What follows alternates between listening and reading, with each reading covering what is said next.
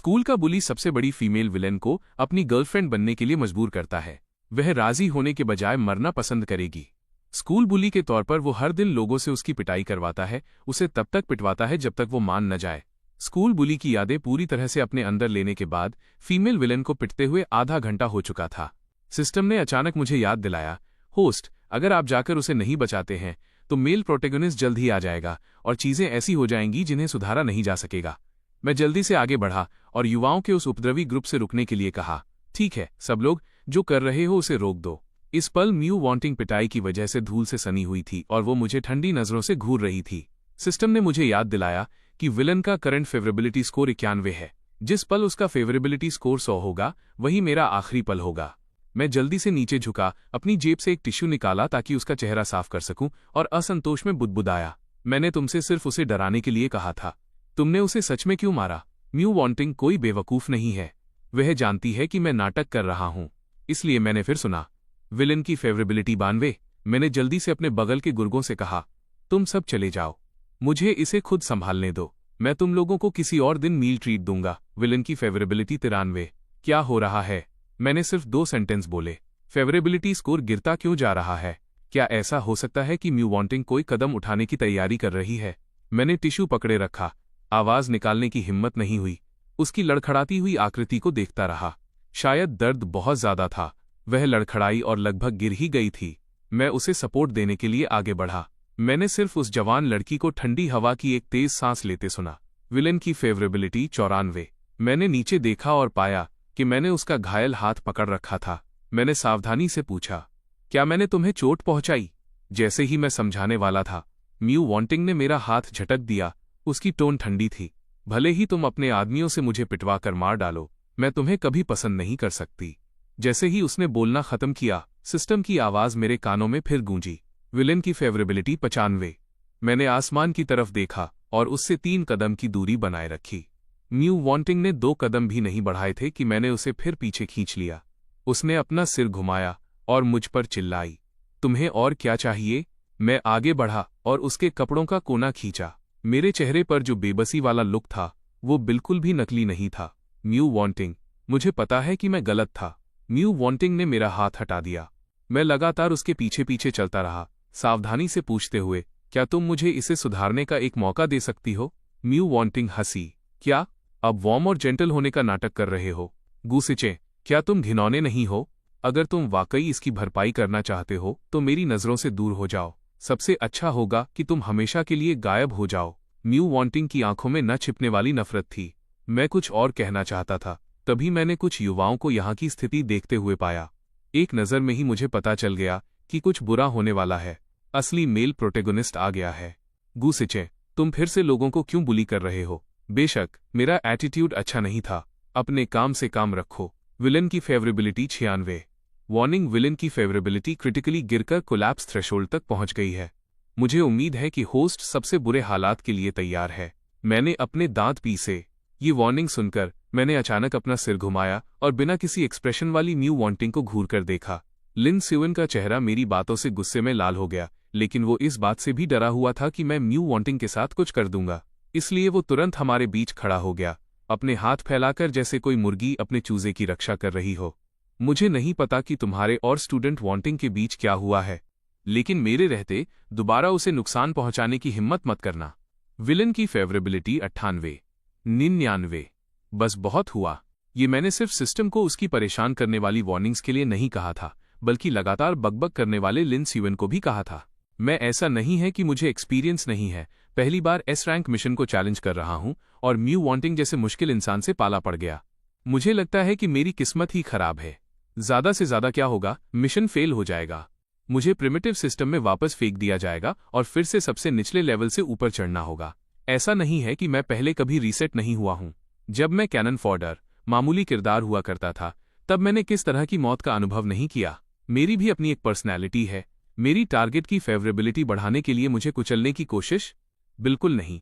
चूंकि मैंने अपना मन बना लिया है तो मैं पूरी तरह से आर पार की लड़ाई लूंगा, बाकी सब भाड़ में जाए।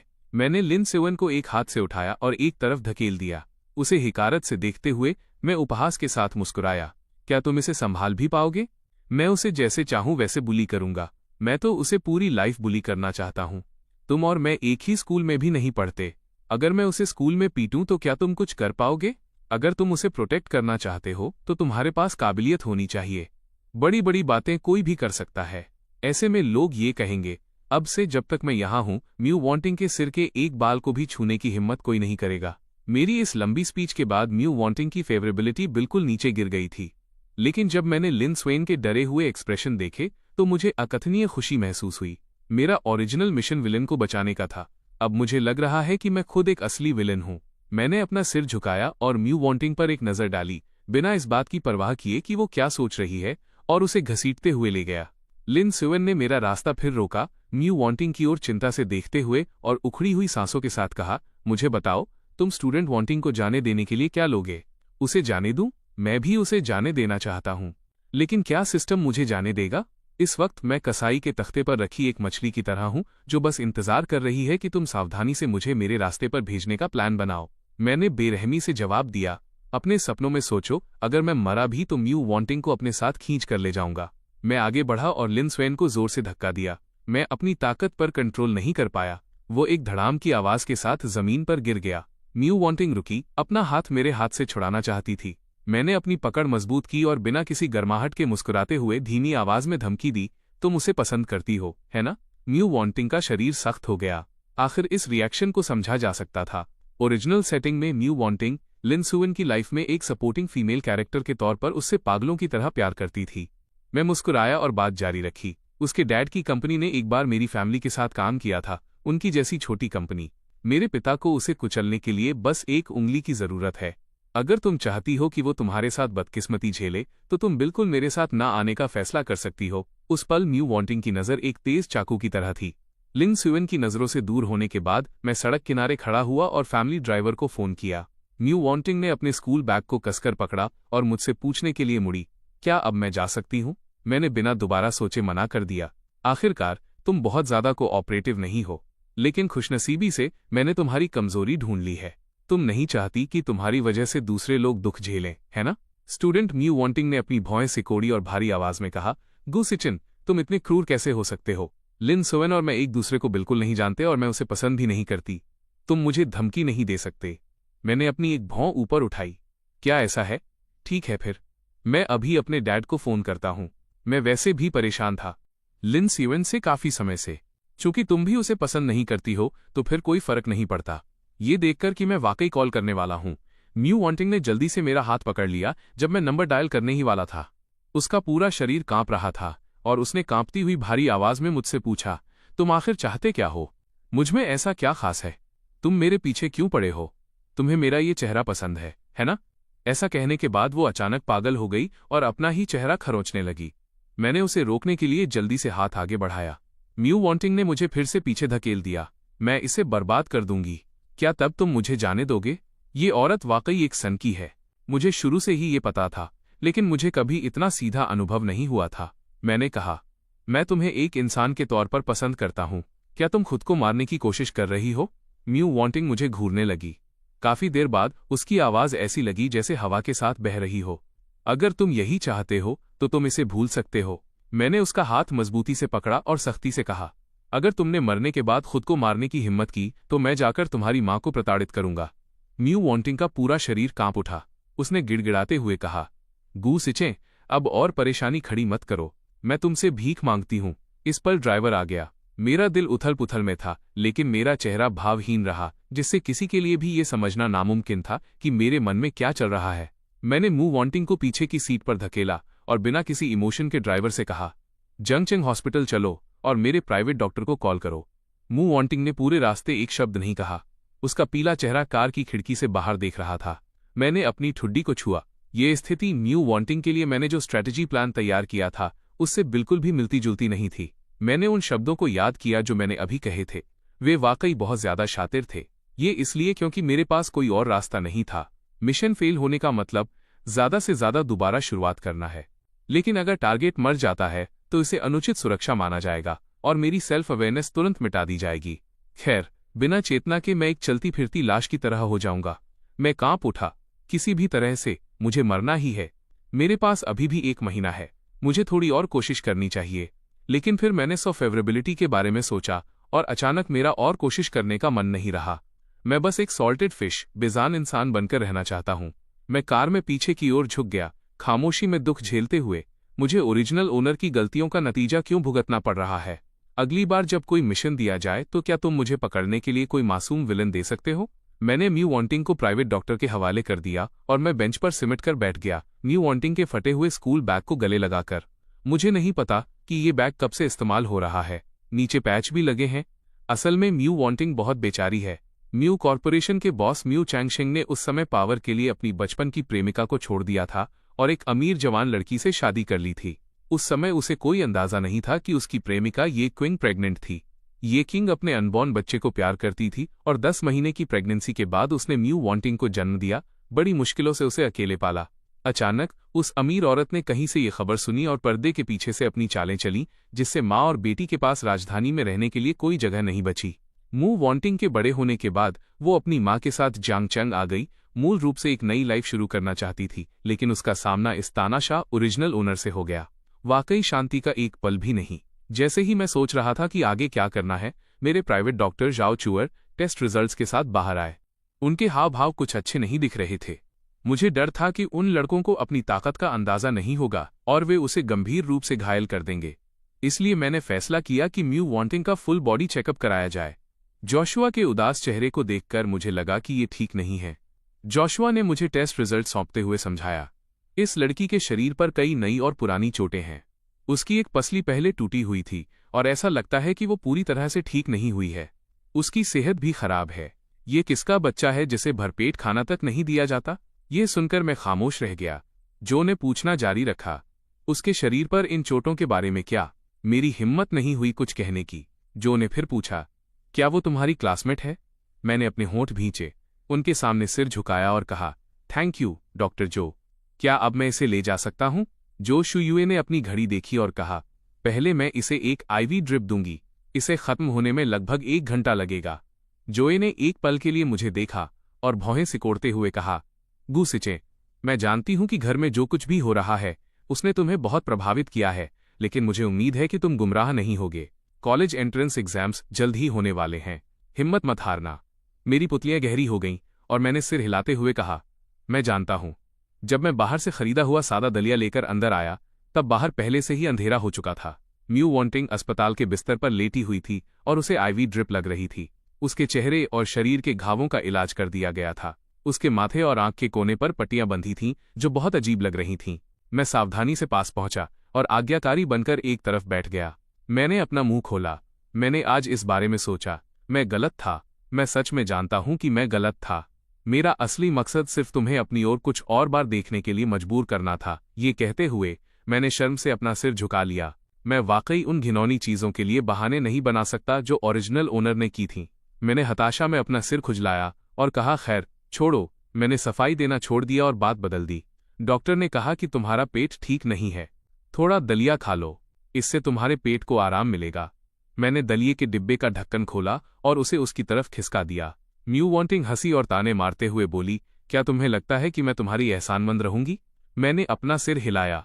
बस ये समझ लो कि मेरी अंतरात्मा अचानक जाग गई है। तुम्हारा मुझसे नफरत करना सही है। तुम मुझसे नफरत करना जारी रख सकती हो। वैसे भी मैंने उम्मीद छोड़ दी है। मेरी बातों से म्यू वॉन्टिंग जरा भी प्रभावित नहीं हुई। मैंने अपना सिर झुकाया और माफी मांगी। मैं अब लोगों से तुम्हारी पिटाई नहीं करवाऊंगा। मैं जानता हूं कि तुम मुझसे नफरत करती हो। मैं ये भी जानता हूं कि तुम चाहती हो कि मैं हमेशा के लिए गायब हो जाऊं, लेकिन क्या हम थोड़ा समझौता कर सकते हैं? अगर, और ये सिर्फ एक कल्पना है, अगर तुम वाकई मेरे साथ कुछ करना चाहती हो तो क्या तुम बाद में कोई सूक्ष्म तरीका अपना सकती हो? मुझे दर्द से डर लगता है। म्यू वॉन्टिंग ने अपना चेहरा दूसरी तरफ घुमा लिया। उसकी आंखों की ठंडक जरा भी कम नहीं हुई। मुझे समझ नहीं आ रहा कि तुम किस बारे में बात कर रहे हो। हालांकि मैं जानता था कि म्यू वॉन्टिंग नाटक कर रही है, फिर भी मुझे अपना किरदार निभाना था। आखिरकार म्यू वॉन्टिंग ने वो दलिये का कटोरा नहीं खाया।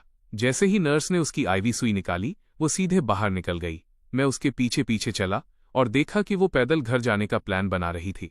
मैं एक पल के लिए दंग रह गया और फिर पूछा, तुम कहाँ जा रही हो? म्यू वॉन्टिंग ने अपना सिर घुमाकर मुझे देखा। मैंने अपने दांत भींचे और कहा, चलो मैं तुम्हें घर छोड़ देता हूँ। म्यू वॉन्टिंग ने ठंडेपन से कहा, जरूरत नहीं है। उसने अपनी जेब टटोली और 2 मुड़े तुड़े सिक्के निकाले। मैं बस से घर जा सकती हूँ। मैं कुछ और कहने ही वाला था कि तभी मैं म्यू वांटिंग के स्वाभिमान के बारे में सोचा और अपना मुंह बंद कर लिया। मैंने बस इतना कहा, मैं तुम्हारे साथ वापस चलूंगा। म्यू वांटिंग के बगल में चलते हुए मुझे अजीब लग रहा था। मैंने अपना सिर झुका लिया और बस स्टॉप पर बोरियत में लाइन में इंतजार करते हुए छोटे कंकड़ों को पैर से मारने लगा। जैसे ही म्यू वांटिंग ने अपना सिर झुकाया, उसे मेरे छोटे और बिखरे हुए बाल दिखाई दिए। पहले उसने वाकई इस आदमी के प्रति थोड़ी सद्भावना महसूस की थी। ये सोचकर म्यू वांटिंग ने अपने दिल की गहराई से खुद को कोसा। उस समय जब उसका नया नया स्कूल ट्रांसफर हुआ था, उसके पास यूनिफॉर्म नहीं थी। वो जो कपड़े पहनती थी वे धुल धुल कर फीके पड़ गए थे और उनमें गरीबी झलकती थी। हर कोई उसके बारे में घृणा भरी टोन में बात करता था। सिर्फ मैं ही था जो एक चमकती मुस्कान के साथ उससे बात करने आया था। उस समय उसे लगा था कि वो एक दयालु मुस्कान है। उसे कभी उम्मीद नहीं थी कि ये सब सिर्फ अन्य इरादों के लिए एक दिखावा था। म्यू वांटिंग को अपनी ओर देखते हुए महसूस कर मैं एक पल के लिए हिचकिचाया, ऊपर देखा और कन्फ्यूजन में अपनी भौहें सिकोड़ी। म्यू वांटिंग ने अपने होंठ भींचे और कहा, तुम चाहते हो कि मैं तुम्हारी गर्लफ्रेंड बनूं? और फिर क्या? तुम मुझसे क्या हासिल करना चाहते हो? उस जवान लड़की ने अचानक मेरे करीब आकर हमारे बीच की दूरी कम कर दी। अगर म्यू वांटिंग के पास चाकू होता तो वो आसानी से मेरा गला रेत सकती थी। मैंने अपनी नाक छुई और घबराहट में कहा, मैं इस पतले और कमजोर शरीर और इस खूबसूरत चेहरे के अलावा और कुछ नहीं चाहता। म्यू वांटिंग के पास वाकई इसके अलावा और कुछ नहीं है। म्यू वांटिंग ने एक व्यंग्यात्मक हंसी हंसी और कहा, तो तुम बस मेरा इस्तेमाल मनोरंजन के लिए करना चाहते हो? तुम्हें पाखंडी बनने और ये बेकार के खेल खेलने की जरूरत नहीं है। तुम चाहते हो कि मैं तुम्हारी गर्लफ्रेंड बनूं? ठीक है, मैं बन जाऊंगी। मुझे लगभग लगा कि मुझे मतिभ्रम हेलुसिनेशन हो रहा है। बस धीरे से मेरे सामने रुकी और म्यू वांटिंग ने चढ़ने के लिए अपना पैर बढ़ाया। मैं एक पल के लिए हिचकिचाया और उसके पीछे हो लिया, अनिश्चितता से पूछते हुए, एक्सक्यूज मी, तुमने अभी क्या कहा?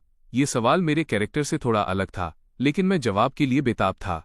म्यू वांटिंग ने कुटिल मुस्कान के साथ कहा, मैंने कहा तुमने मुझे पा लिया है। तुम जो चाहोगे मैं वही करूंगी। क्या इस बार तुम संतुष्ट हो? म्यू वांटिंग सामने की लाइन की सिंगल सीट पर बैठ गई।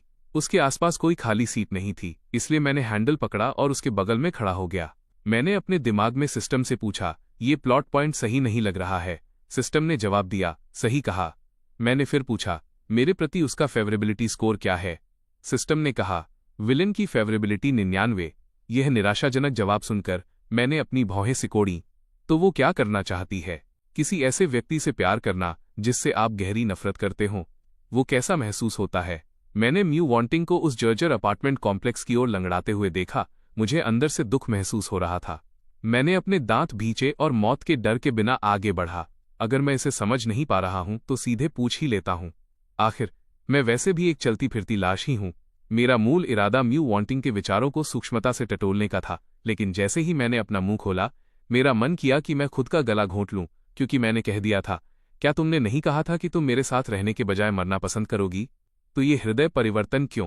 म्यू वांटिंग ने बिना एक शब्द कहे मुझे ठंडी नजरों से देखा और आगे बढ़ना जारी रखा। मैं घबरा गया और स्थिति को संभालना चाहता था। मेरा मतलब है, म्यू वांटिंग ने अचानक मुझे एक लैंप पोस्ट से सटा दिया और उसकी आवाज ठंडी हो गई। तुम आखिर चाहते क्या हो? तुमने कहा था कि तुम चाहते हो कि मैं तुम्हारी गर्लफ्रेंड बनूं। मैं राजी हो गई। तो अब तुम्हें और क्या चाहिए, गूसिचे? तुम वाकई मेरा जी खराब कर देते हो। जब मैंने उसे नीचे झुककर देखा तो मेरे एक्सप्रेशन थोड़े उदास थे। म्यू वांटिंग ने कभी भी मेरे लिए अपनी घृणा नहीं छिपाई थी। बस मेरे चेहरे पर इस दुर्लभ एक्सप्रेशन को देखकर वो अचानक थोड़ी दंग रह गई। मैंने अपनी आवाज धीमी की, क्या तुम मुझे छोड़ सकती हो? मैंने तुम्हें पहले भी बताया है, मुझे दूसरों द्वारा इस तरह ट्रीट किया जाना पसंद नहीं है। म्यू वांटिंग ने मुझे छोड़ दिया। मैंने अचानक अपना मुंह खोला। अब सिर्फ 1 महीना बचा है, मैं इसकी भरपाई कर दूंगा। ये कहने के बाद मैं मुड़ा और वहां से चला गया। वो बहुत डरावना था। अभी म्यू वांटिंग का जो एक्सप्रेशन था वो बस मुझे गला घोंटकर मारने ही वाली थी। खैर, जो भी हो, अब हालात के हिसाब से ही चलना होगा। जैसे ही म्यू वांटिंग घर पहुंची, उसने अपने कमरे में छिपने की कोशिश की। वो नहीं चाहती थी कि उसकी जरूरत से ज्यादा काम करने वाली माँ उसके लिए फिर से परेशान हो। लेकिन चीजें हमेशा वैसी नहीं होती जैसी सोची जाती हैं। जैसे ही उसने अंदर कदम रखा, उसने अपनी माँ को क्रॉस स्टिच पकड़े हुए देखा, जो मध्यम रोशनी में रीडिंग ग्लासेस पहनकर बैठी थीं। उनकी उंगलियां कढ़ाई के कपड़े पर बिना रुके चल रही थीं। म्यू वांटिंग ने अपना स्कूल बैग कसकर पकड़ लिया। उसका शरीर सख्त हो गया। याकिंग ने ऊपर देखा और उनके हाथ की सुई गलती से उनकी उंगली में चुभ गई। उन्होंने एक गहरी सांस ली, खून वाले हिस्से को जल्दी से अपने मुंह में दबाया और खड़ी होकर पूछा, क्या क्लासमेट्स ने तुम्हें फिर से बुली किया? म्यू वॉन्टिंग ने अपने होंठ भींचे और अपनी नजरें नीची कर लीं। याकिंग ने जल्दी से अपनी बेटी के शरीर के घावों की जांच की। उनका दिल बैठ गया। उनकी कुछ भी वादा करने की हिम्मत नहीं हुई। उन्होंने बस कमजोरी से कहा, तो अब हमें क्या करना चाहिए? मैं कल तुम्हारे टीचर्स से बात करूंगी। कॉलेज एंट्रेंस एग्जाम्स जल्द ही होने वाले हैं। ये ऐसे नहीं चल सकता। म्यू वॉन्टिंग ने अपना स्कूल बैग ठीक किया और कैजुअली कहा, जरूरत नहीं है, मैं इसे खुद संभाल सकती हूँ। ठीक है, अब बहुत देर हो चुकी है। मॉम, आपको जल्दी सो जाना चाहिए। याकिंग रुकी। उन्होंने अपना सिर झुकाया और बड़ी मुश्किल से पूछा, वॉन्टिंग, क्या तुम मुझसे नफरत करती हो? म्यू वॉन्टिंग की छाती अनिश्चित रूप से ऊपर नीचे होने लगी। ये कहना नामुमकिन था कि वो उनसे नफरत नहीं करती थी, लेकिन अब उसकी आंखों में एक दुर्लभ कोमलता थी जब उसने कहा, नहीं, आप ज्यादा सोच रही हैं। मैं अपना होमवर्क करने जा रही हूं। दूसरी तरफ मैं अपने शानदार बड़े बेड पर लेटा हुआ था और कुछ बार करवटें बदल रहा था। एक अमीर सेकंड जनरेशन के बेटे के रूप में ट्रांसमाइग्रेट होने के बाद ट्रीटमेंट वाकई बहुत अच्छा है। हालांकि मेरे पिता परवाह नहीं करते और मेरी माँ मुझे प्यार नहीं करती, पर इससे क्या फर्क पड़ता है? पैसा होना ही काफी है, चाहे कोई भी दुनिया हो, पैसा ही सच है। जब मैं यहाँ सोच रहा था, तभी अचानक मेरे दिमाग में एक वार्निंग साउंड गूंजी। मैं चौंक गया और तुरंत सीधा होकर बैठ गया। सिस्टम ने कहा कि जांच के बाद पता चला है कि टारगेट का करंट फेवरेबिलिटी स्कोर लोअर लिमिट को तोड़ चुका है। ओरिजिनल प्लॉट की सेटिंग्स अब भटकने लगी हैं। होस्ट, कृपया इस भटकाव डिविएशन के प्रति जागरूक रहें। किस तरह का भटकाव? जब तक ये ओरिजिनल वर्ल्ड के प्लॉट के अनुरूप नहीं होगा, प्लॉट लाइन भटकती रहेगी। मैं कोई नया खिलाड़ी नहीं हूं। मैं इस तरह की स्थितियों से परिचित हूं। मैं सिस्टम का इशारा समझ गया था, जिसका मतलब था कि एक नया प्लॉट पॉइंट पैदा होगा। यह प्लॉट पॉइंट मिशन टारगेट के निर्धारित जीवन पथ को मजबूती से प्रभावित करेगा। अभी मैं सोच रहा था कि कोई बदलाव नहीं हुआ है और अब मिशन टारगेट परेशानी खड़ी करने आ गई है। सिस्टम ने जल्दी से एक इमेज दिखाई जिसमें सिर्फ एक मुख्य प्रॉप की आकृति थी, एक स्विच ब्लेड जिसकी धार बाहर निकली हुई थी। उसके ऊपर एक नोट था जिसमें लिखा था, ये मुझे मारने के लिए इस्तेमाल किए जाने वाले मुख्य प्रॉप्स में से एक था। मेरा चेहरा उतर गया। ये चीज पहले ही सामने आ चुकी है। ऐसा लगता है कि मेरे मरने का दिन वाकई समय से पहले आ गया है। मैंने हताशा में अपने बाल बिखेरे। मुझे पता था, इस बार म्यू वॉन्टिंग ने अचानक जो कहा कि वो मेरी गर्लफ्रेंड बनना चाहती है, वो बहुत अजीब था। पता चला कि वो अब और इसे रोक नहीं सकती थी। अगर ये ओरिजिनल ओनर के सोचने के तरीके के हिसाब से होता, तो जैसे ही वो म्यू वॉन्टिंग का जवाब सुनता, वो पक्का खुशी से झूम उठता और फिर अपनी चौकसी कम कर देता। क्या इससे म्यू वॉन्टिंग को फायदा उठाने का मौका नहीं मिल जाता? विलन का दिल जीतने और थोड़ा और संघर्ष करने के विचार से मैं पूरी रात उदास रहा। रास्ते में मैंने 2 लोगों के लिए ब्रेकफास्ट खरीदा। ग्रेड 12 सुबह की सेल्फ स्टडी में बहुत बिजी रहता है। हमें 6:30 तक स्कूल पहुंचना होता है। म्यू वॉन्टिंग अपनी माँ को प्यार करती है, इसलिए वो पॉकेट मनी नहीं मांगती, जिसकी वजह से उसने हाई स्कूल के इन 3 सालों में कभी ब्रेकफास्ट नहीं किया। मैंने वार्म और इमोशनल रास्ता अपनाने की तैयारी की, लेकिन मुझे नहीं पता कि क्या ये अभी भी म्यू वॉन्टिंग पर काम करेगा। ओरिजिनल ओनर एक बुरा स्टूडेंट था। वो कभी मॉर्निंग सेल्फ स्टडी में शामिल नहीं होता था। जिस पल मैंने अंदर कदम रखा, क्लासमेट्स को अपनी आंखों पर यकीन नहीं हुआ। म्यू वॉन्टिंग ने हलचल सुनी, लेकिन ऊपर नहीं देखा। क्लास के पीछे बैठकर वो सिर झुकाए एक टेस्ट पेपर लिख रही थी। जब मैं म्यू वॉन्टिंग के पास से गुजरा तो मैंने वो ब्रेकफास्ट लिया और उसके डेस्क के खाने में ठूस दिया और आखिरकार उससे 3 रो पीछे जाकर बैठ गया। म्यू वॉन्टिंग ने भौहें सिकोड़ी। उसने नीचे खुशबूदार सोया मिल्क के कप और 3 ऑयली मीट बंस की तरफ देखा। उसने प्लास्टिक बैग से एक छोटा नोट निकाला। उस पर लिखा था, तुम्हारे लिए ब्रेकफास्ट, अपने मील को एंजॉय करो।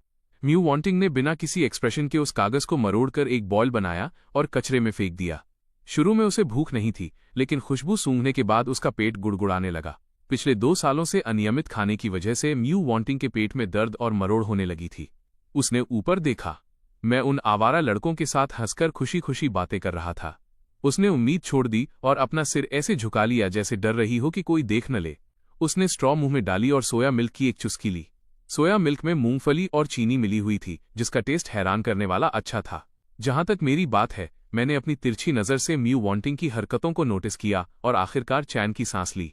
मैंने जल्दी से सिस्टम से उसका फेवरेबिलिटी स्कोर चेक करने को कहा। रिजल्ट ने दिखाया कि विलन की फेवरेबिलिटी 100 थी। धत तेरे की, उसने मेरा खाना खा लिया और फिर भी वो मेरे प्रति इतनी क्रूर है। मैंने गुस्से में सिस्टम से कहा, ठीक है सिस्टम, मैं फ्यूचर में अब और चेक नहीं करना चाहता। इस फंक्शन को मेरे लिए ब्लॉक कर दो ताकि मुझे रोज रोज गुस्से से पागल न होना पड़े, फेवरेबिलिटी हो या जो भी। चलो इसे किस्मत पर छोड़ देते हैं। दूसरी तरफ म्यू वॉन्टिंग ने खुद पर काबू रखा और सिर्फ एक बन खाया। बाकी के 2 सावधानी से अपने डेस्क के खाने में छिपा दिए। उसने उन बंस को घर ले जाकर अपनी माँ को खिलाने का प्लान बनाया। उस पल मुझे नहीं पता कि मैंने उन लड़कों से क्या कहा। मैंने अचानक अपना स्कूल बैग उठाया और उसकी तरफ चल दिया। म्यू वॉन्टिंग का शरीर सख्त हो गया। फिर उसने मुझे उसके बगल वाली कुर्सी खींचकर बैठते हुए देखा, जिसने एक साफ टेस्ट पेपर निकाला और उसे डेस्क पर फैला दिया। अपनी आंखों में एक उम्मीद भरी चमक के साथ मैंने कहा, हे बडी, क्या मैं तुम्हारा होमवर्क कॉपी कर सकता हूं? म्यू वॉन्टिंग ने अपने हाव भाव संभाले और कहा, क्या तुम कभी होमवर्क नहीं करते? मैंने अपना सिर खुजलाया और मुस्कुराते हुए कहा, तो तुम मुझ पर ध्यान देती हो। म्यू वॉन्टिंग का चेहरा ठंडा पड़ गया और उसने ताना मारा, तुम ज्यादा सोच रहे हो। कौन नहीं जानता कि तुम अपना होमवर्क नहीं करते? तुम्हारे कोर्स क्रेडिट्स कटकर नेगेटिव में जा चुके हैं। अगर तुम्हारे पिता न होते तो तुम्हें बहुत पहले ही निकाल दिया गया होता। मेरे मुंह का कोना लगातार फड़फड़ा रहा था। मैं इतना गुस्से में था कि मुझे लगभग हंसी आ गई। अगर तुम चाहती हो कि मैं कॉपी करूं तो ठीक है। क्या मैं इसे खुद लिख सकता हूं? मैंने अपना सिर घुमाया, चिढ़े हुए एक्सप्रेशन के साथ टेस्ट पेपर की ओर देखते हुए। शाम के 6:30 जैसे कि मैं वाकई इसे खुद लिखना चाहता था। म्यू वॉन्टिंग थोड़ी हैरान थी। ऐसा नहीं था कि उसने पहले ऐसी बातें नहीं सुनी थीं। पहले होता तो मैं उसका कॉलर पकड़ लेता और अकड़ कर कहता, तो क्या हुआ अगर मैं नहीं पढ़ता? मेरे पास एक अच्छे पिता हैं, तुम्हारे पास तो कुछ भी नहीं है। इसीलिए तुम्हें पागलों की तरह पढ़ना पड़ता है ना, बेचारी लड़की। मुझे नहीं पता था कि म्यू वॉन्टिंग क्या सोच रही थी। मैं कई दुनियाओं में ट्रांसमाइग्रेट कर चुका हूं। मुझे सिर्फ स्कूल प्लॉट वाली दुनिया में जाने से डर लगता है, क्योंकि अब पढ़ाई के लिए मेरे मन में कोई फीलिंग्स नहीं बची हैं। मैंने मैथ टेस्ट देखा, जो सही लगा वो भर दिया, और अगर कुछ समझ नहीं आया तो बस कोई भी रैंडम नंबर कॉपी कर दिया। दूसरों को एक टेस्ट देने में 1 घंटा लगता है, मुझे उसे पूरा करने में सिर्फ 5 मिनट लगे। म्यू वॉन्टिंग ने भौहें सिकोड़ी। उस टेस्ट का एक भी सवाल सही नहीं था। मैंने नोटिस किया कि म्यू वॉन्टिंग चोरी छिपे मुझे देख रही थी। मैंने अपनी एक भौं ऊपर उठाई और थोड़े गर्व के साथ कहा, कैसा रहा? क्या मेरी टेस्ट देने की स्पीड काफी तेज है? मुझे नहीं लगता कि होमवर्क इतना मुश्किल है ना? म्यू वॉन्टिंग ने कुछ नहीं कहा, बस एक ठंडी हंसी हंसी, जो जितनी व्यंग्यात्मक हो सकती थी उतनी थी। ठीक है, मैं उससे और बहस नहीं करूंगा। जब मॉर्निंग सेल्फ स्टडी का समय खत्म हुआ तो मैंने तुरंत म्यू वॉन्टिंग के जैसा ही ब्रेकफास्ट निकाला और उसे डेस्क पर फैला दिया। म्यू वॉन्टिंग ने बड़ी मुश्किल से अपना चेहरा दूसरी तरफ घुमाया। उसने खुद को टेस्ट पेपर में डुबोने की कोशिश की। कुछ ही देर बाद मेरा हाथ उसके सामने एक बन पकड़े हुए था। मैंने एक हाथ में नैपकिन पकड़ा और कैजुअली कहा, मैं इसे खत्म नहीं कर पाऊंगा, इसे खाने में मेरी मदद करो। मैंने म्यू वॉन्टिंग के रिएक्शन का इंतजार नहीं किया। जैसे ही वो कुछ बोलने वाली थी, मैंने उसे सीधे उसके मुंह में ठूंस दिया। फिर मिशन पूरा हुआ। मैं अपनी कुर्सी पर पीछे की ओर झुक गया, म्यू वॉन्टिंग के जिद्दी चेहरे को देखने लगा। अगर वो इतनी साइको ना होती तो उसकी ये पर्सनालिटी वाकई काफी दिलचस्प है। खाते समय म्यू वॉन्टिंग थोड़ी शालीन, धीमी और सलीके वाली है। उसे एक बहुत अच्छा इंसान होना चाहिए था, है ना? इसी पल ढीली यूनिफॉर्म पहने एक लड़की मेरे पास आई और बोली, गू सिचे, तुम आज इतनी जल्दी यहाँ कैसे आ गए? जियांग यू याओ ने सिर झुकाए बैठी म्यू वॉन्टिंग पर एक नजर डाली और भौहें सिकोड़ते हुए असंतोष के साथ कहा, तुम यहाँ क्यों बैठे हो? क्या ये गंदा नहीं है? इस टिप्पणी पर म्यू वॉन्टिंग का कोई रिएक्शन नहीं आया, लेकिन मेरा दिल एक पल के लिए धड़क गया। मैंने सावधानी से म्यू वॉन्टिंग की ओर देखते हुए जवाब दिया, ये गंदा नहीं है। तुम्हें गंदगी कहाँ दिख रही है? मैं इसे पोंछकर साफ कर सकता हूँ। जियांग यू याओ हंसी। उसने म्यू वॉन्टिंग की तरफ देखा और कहा, अगर तुम बोर हो रहे हो तो जल्दी वापस आ जाओ। मैं 1 सेकंड के लिए दंग रह गया। अगले ही पल जियांग यू याओ ने अपने हाथ में पकड़ी हुई ठंडी मिल्क टी मेरे सामने रख दी और कहा, मैंने इसमें तुम्हारे लिए पुडिंग डलवाई है। मैंने अनजाने में कहा, थैंक यू। जियांग यू याओ ने अपनी भौं ऊपर उठाई। वो थोड़ी हैरान थी। क्या तुम्हारे दिमाग में कुछ खराबी है? बेवकूफ, मैं भड़क गया। तुम्हारे दिमाग में कुछ खराबी है? बिना वजह मुझे गाली दे रही है। जियांग यू याओ ने मुझसे बहस नहीं की। उसने अपना बैग नीचे फेंका और मुझसे पूछने आई, राइड पर चलना चाहते हो? मैंने अभी एक मोटरसाइकिल खरीदी है। मैंने बार बार अपना सिर हिलाया। म्यू वॉन्टिंग का टेस्ट पेपर अपनी तरफ खींच लिया और अपनी अंतरात्मा के खिलाफ झूठ बोला, अब से मुझे अपनी गर्लफ्रेंड के साथ कड़ी मेहनत से पढ़ाई करनी है। जियांग यू याओ का धैर्य जवाब दे गया, क्या तुमने आज सुबह गलत दवा ले ली है? मजाक बंद करो, जल्दी करो। टीचर जल्द ही यहां होंगे और तुम क्लास बंक नहीं कर पाओगे। मैंने ईमानदारी से कहा, मैं वाकई मजाक नहीं कर रहा हूं। मैं अपनी जिंदगी का नया पन्ना पलटना चाहता हूं। आखिरकार मेरी गर्लफ्रेंड एक अच्छी स्टूडेंट है। मैं उसी यूनिवर्सिटी में जाना चाहता हूं जहां वो जाएगी। मेरे मुंह से बार बार गर्लफ्रेंड शब्द सुनकर रात के 9:07 जियांग यू याओ ने तुरंत डेस्क पर जोर से हाथ मारा, जिससे डेस्क के हिस्से इधर उधर उड़ने लगे। मजाक बंद करो। गर्लफ्रेंड, मेरी जूती। वो सिर्फ एक खिलौना है। क्या वो इसके लायक भी है? क्या तुम अंधे हो गए हो? तुम्हारा दिमाग इतना खाली कैसे हो सकता है? क्या तुमने कल ही लोगों से उसे रुकवाया नहीं था और आज तुम यहाँ नेक इंसान बनने का नाटक कर रहे हो? मजाक बंद करो, चलो यहाँ से। मैंने उसकी लंबी बकबक सुनी। मेरी बाईं पलक अनियंत्रित रूप से फड़क रही थी। म्यू वॉन्टिंग के मुंह के कोने पर एक मजाकिया मुस्कान तैर गई थी। मुझे लगा कि मेरा सिर फटने वाला है। मैंने अपने दांत भींचे और कहा, मैं वाकई उसे अपनी गर्लफ्रेंड के रूप में देखता हूं, कोई खिलौना नहीं। मैं सीरियस हूं। अब से मैं तुम लोगों के साथ नहीं घूमूंगा। कल उसे बुली करना मेरी गलती थी। मैंने उसे सुधार लिया है। अब से बेहतर होगा कि तुम लोग भी उसके लिए मुश्किलें खड़ी न करो। मेरी गंभीर टोन सुनकर म्यू वॉन्टिंग की आंखें धीरे धीरे गहरी हो गईं। जियांग यू याओ आपे से बाहर हो गई और ठंडी हंसी हंसी। ठीक है गू सिचें, तुम में हिम्मत तो है। दूसरे शायद न जानते हों, लेकिन क्या मैं नहीं जानती कि तुम किस तरह के इंसान हो? जियांग यू याओ ने अपना सिर घुमाया। उसकी तीखी नज़र मू वॉन्टिंग पर टिक गई और उसने पूछा, तुमने उससे क्या कहा? यह देखकर कि मू वॉन्टिंग उसे नज़रअंदाज कर रही है, जियांग यू याओ ने आगे बढ़कर उसका चेहरा थपथपाया और कहा, मैं तुमसे पूछ रही हूं। मू वॉन्टिंग भी उसी पल उकसावे में आ गई। उसने अपनी मुट्ठियां भींची और कहा, तुम मुझसे पूछ रही हो तो क्या मेरा जवाब देना जरूरी है? जियांग यू याओ भड़क उठी। मू वॉन्टिंग, क्या तुम जीने से थक गई हो? जियांग यू याओ ने एक हाथ से मू वॉन्टिंग का कॉलर पकड़ा और उसे खड़ा कर दिया। आसपास के आम स्टूडेंट्स ने तुरंत अपनी सांसें रोक लीं। क्लासमेट्स अपनी डेस्क और कुर्सियां खिसकाने लगे, एक अच्छा तमाशा देखने के लिए तैयार होकर उकसावे वाली सीटियां बजाने लगे। लेकिन अगले ही सेकंड मैंने जियांग यू याओ का हाथ झटक दिया और ठंडी आवाज में कहा, छोड़ो इसे। जियांग यू याओ ने मुझे पहले कभी इस तरह नहीं देखा था और वो जान गई कि मैं अब वाकई गुस्से में हूं। ये क्या था? पहले वो उनके सामने हर दिन डींगे मारता था कि वो म्यू वॉन्टिंग को अपना पालतू कुत्ता बनाना चाहता है ताकि उसका आत्मसम्मान पूरी तरह से टूट जाए। अब उसने अपनी बात क्यों बदल ली है? जियांग यू याओ की तरफ से कोई रिएक्शन न देखकर मैंने अपने दांत भींचे और कहा, मैंने कहा छोड़ो इसे। मैंने जबरदस्ती जियांग यू याओ का हाथ हटाया, मू वॉन्टिंग को अपने पीछे खींचा और भौहें सिकोड़ते हुए कहा, इसका उससे कोई लेना देना नहीं है। मैं ये सब अपनी मर्जी से कर रहा हूं। जियांग यू याओ का चेहरा काला पड़ गया। उसने एक ठंडी हंसी हंसी और डेस्क पर जोर से लात मारी। मैं समय पर हट नहीं पाया और वो मेरे साइड में आकर लगी। मैंने तुरंत दर्द के मारे ठंडी सांस ली। जियांग यू याओ अब बाहर खेलने नहीं गई। वो हमारे बाईं ओर एक सीट पर बैठ गई जो ज्यादा दूर नहीं थी। जो गुर्गे मेरे पीछे पीछे घूमते थे वे भी कंफ्यूज थे। भाई यान, तुम आज वाकई अजीब लग रहे हो। मुझे लगा कि मेरा साइड दर्द से फटा जा रहा है। मैंने अपने दांत भींचे और दहाड़कर कहा, दफा हो जाओ। ये देखकर कि सब चले गए हैं मुझे इतना दर्द हो रहा था कि बैठते समय मुझे अपनी कमर पकड़नी पड़ी। जब मैंने अपनी यूनिफॉर्म की शर्ट ऊपर की तो देखा कि जहां डेस्क लगी थी वो जगह पहले ही लाल हो चुकी थी।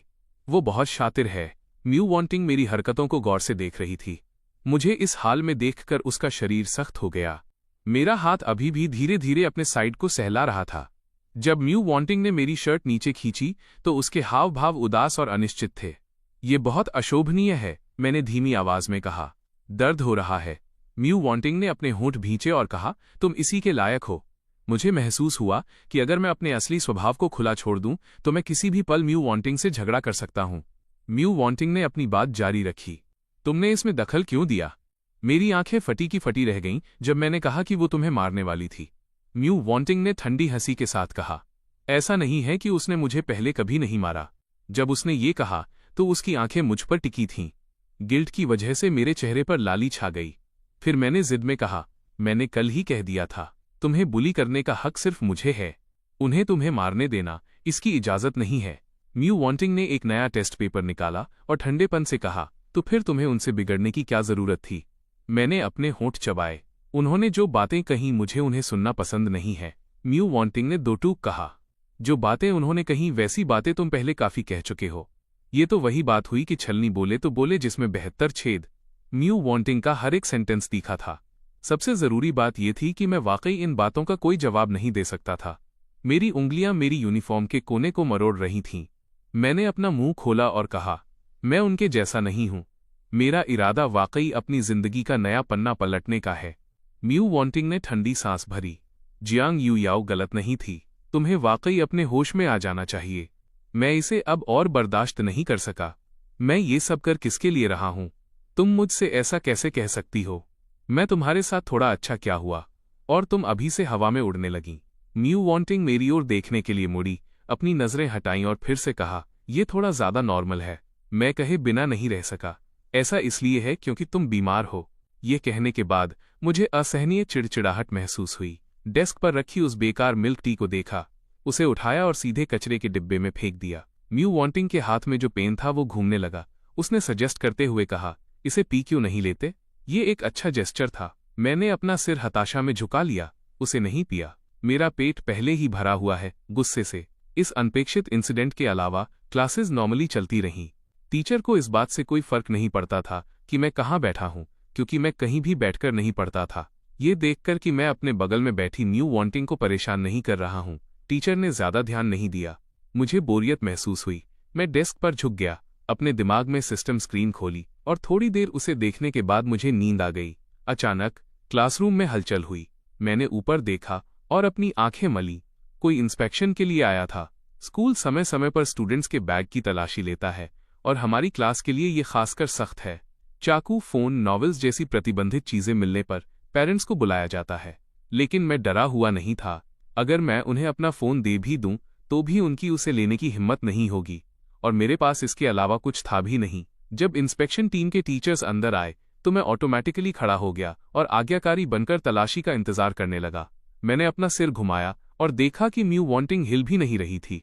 मैंने उसके कंधे पर हाथ रखा और उसे याद दिलाया, टीचर चीजें चेक कर रहे हैं। म्यू वॉन्टिंग अभी भी नहीं हिली।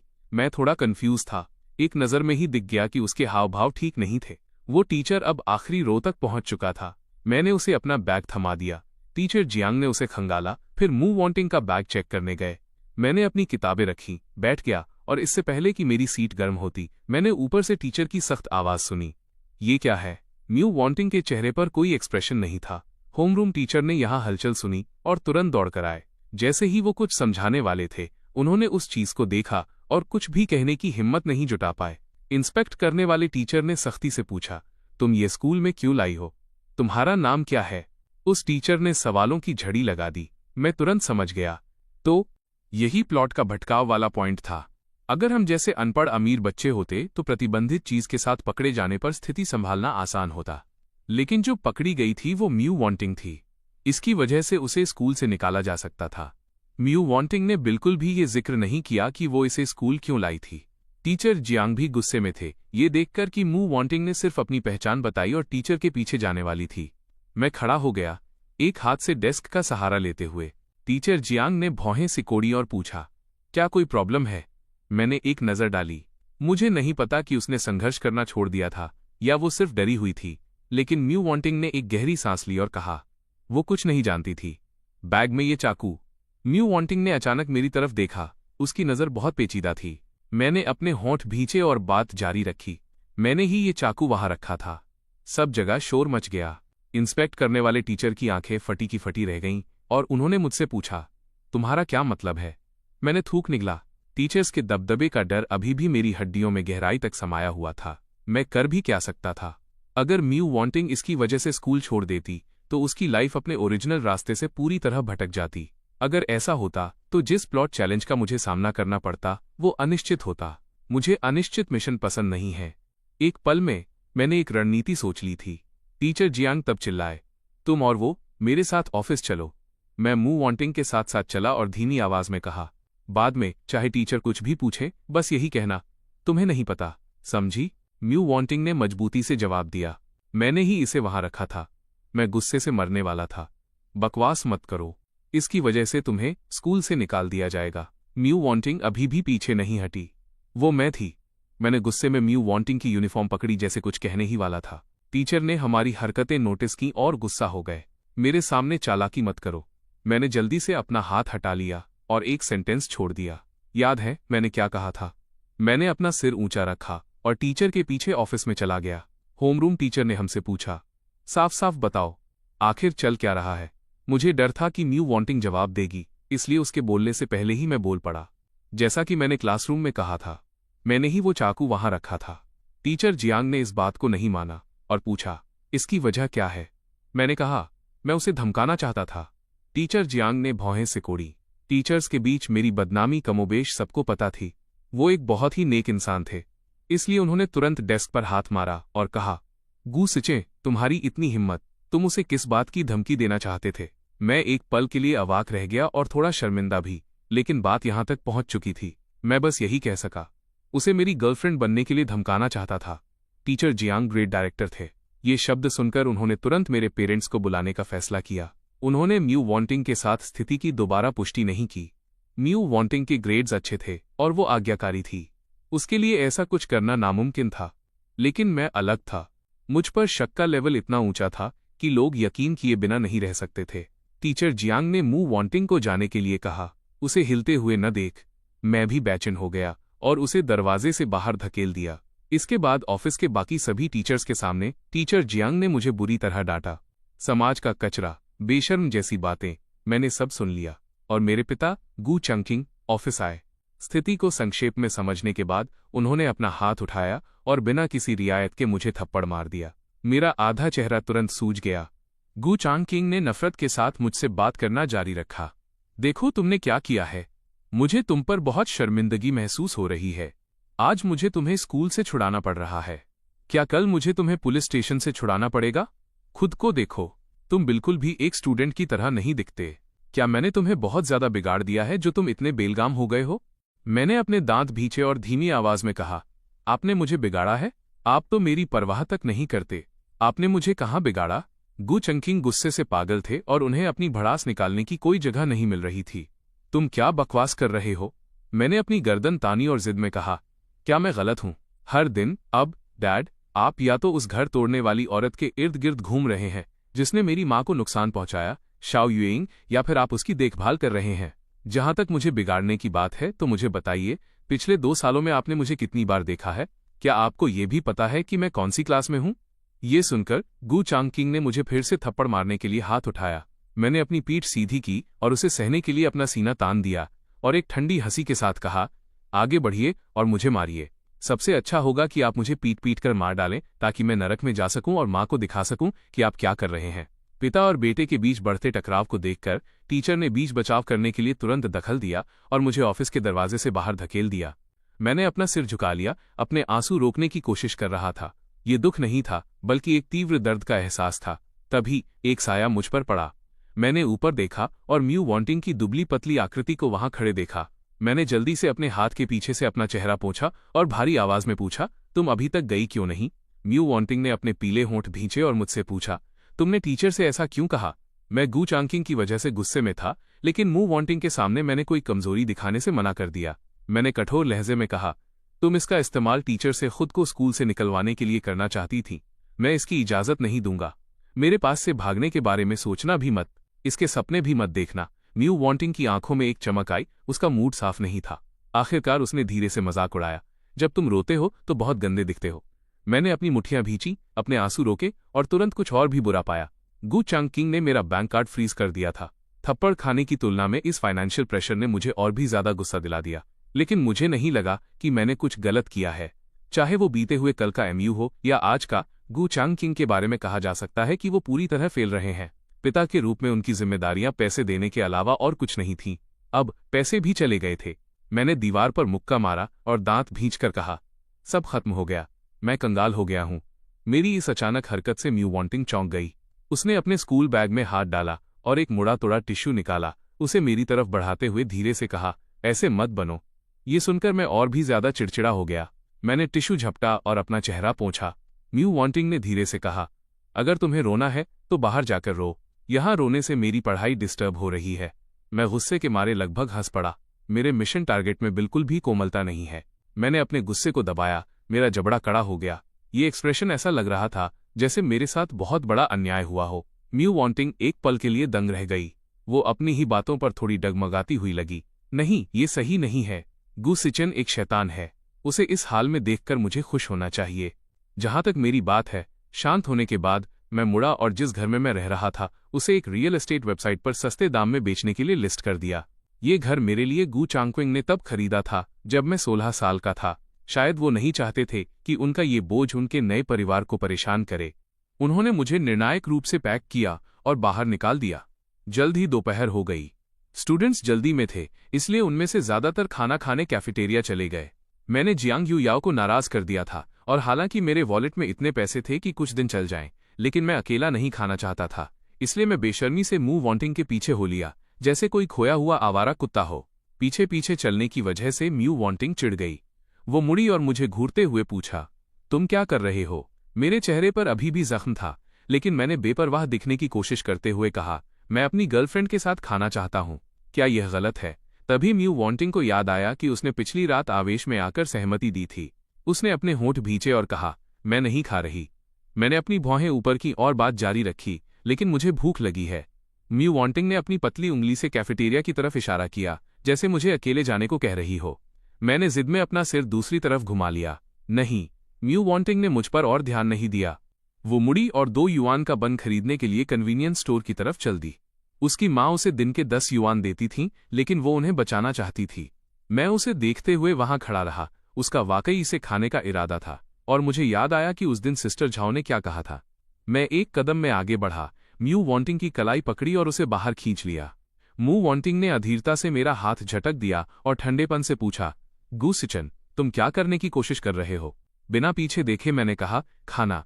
मैंने उसे स्कूल गेट के बाहर खींच लिया। मेरी आंखें सड़क को स्कैन कर रही थीं, और मैंने एक सस्ता लेकिन भरपूर मात्रा देने वाला स्पाइसी हॉटपॉट रेस्टोरेंट चुना।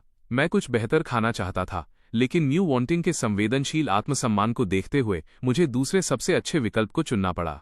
बस मैंने कभी ये उम्मीद नहीं की थी कि इस छोटे से रेस्टोरेंट में मेरी मुलाकात लिन जिक्सन से हो जाएगी।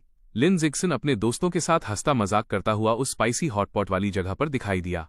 म्यू वांटिंग को देखकर वो हैरानी में कहे बिना नहीं रह सका, वांटिंग, तुम भी यहाँ खाना खाने आई हो? लिन जिक्सन ने उसके चेहरे पर लगी पट्टी को देखा, अपनी भौहें सिकोड़ी और कहा, वो गू सिचे, वाकई वो ऐसा कैसे हो सकता है? क्या तुम ठीक महसूस कर रही हो? उसने पिछली रात तुम्हें और परेशानी तो नहीं दी क्या? मैं म्यू वांटिंग से कुछ ही दूर खड़ा था, उनकी तरफ पीठ करके खाना चुन रहा था, और मैंने ये पाखंडी शब्द सुन लिए। मैंने अपना सिर घुमाया और एक भूत की तरह उनके पास पहुंच गया। तुम मेरी गर्लफ्रेंड से छिपकर क्या कह रहे हो? रंगे हाथों पकड़े जाने पर लिन जिक्सन के एक्सप्रेशन थोड़े खराब हो गए। मैंने बात जारी रखी और उसे वांटिंग कहकर बुलाया, क्या तुम उसके इतने करीब हो? मैंने गुस्से में सब्जियों की ट्रे काउंटर पर रखी, एक हाथ से म्यू वांटिंग को खींचा और दूसरे हाथ से पेमेंट कोड स्कैन किया। मैंने कहा, चलो यहां से, इसे इग्नोर करो। म्यू वांटिंग के हाव भाव बयां करना मुश्किल था, जैसे वो किसी चीज के बारे में सोच रही हो, लेकिन लिन जिक्सन एक पीछे पड़े हुए भूत की तरह हमारे पीछे आ गया। गू सिचे, तुम्हारे पास पैसा और पावर है, तुम म्यू वांटिंग के लिए चीजें मुश्किल क्यों बनाते रहते हो? वो पहले से ही इतनी बेचारी है, क्या तुम बस उसे जाने नहीं दे सकते? मैंने अपनी भौहें ऊपर की और म्यू वांटिंग का चेहरा काला पड़ते हुए देखा। मुझे ऐसी खुशी महसूस हुई जैसे मुझे खजाना मिल गया हो, क्योंकि म्यू वांटिंग को सबसे ज्यादा नफरत तब होती थी जब कोई उसे बेचारी कहता था। मैंने मासूमियत का ढोंग किया और कहा, मैंने कभी नहीं महसूस किया कि वांटिंग बेचारी है। जहां तक उसके लिए चीजें मुश्किल बनाने की बात है, तुम ज्यादा सोच रहे हो। हम एक सीरियस रिलेशनशिप में हैं, है ना वांटिंग? मैंने अपना हाथ म्यू वांटिंग के हाथ पर फिसलाया और उसे अपनी उंगलियां मेरी उंगलियों में फंसाने के लिए मजबूर किया। Mu wanting? उसका शरीर सख्त हो गया। मैंने ठंडी हंसी भरी और सीधे उसे एक अच्छी सीट पर ले गया। फिर खुशी खुशी पानी की 2 बोतलें खरीदी। मैंने उसे पानी पकड़ाया।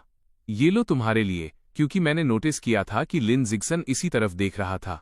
मेरी हरकतें बहुत जानबूझकर की गई थीं। म्यू वांटिंग एक पल के लिए शांत रही, फिर उसने बॉटल ले ली। तब मैंने कहा, खाना अभी आया नहीं है, अपने बन में से आधा मुझे भी दो। म्यू वांटिंग ने भौहें सिकोड़ी और पूछा, क्यों? मैंने अपना मुंह बनाया और कहा, क्या?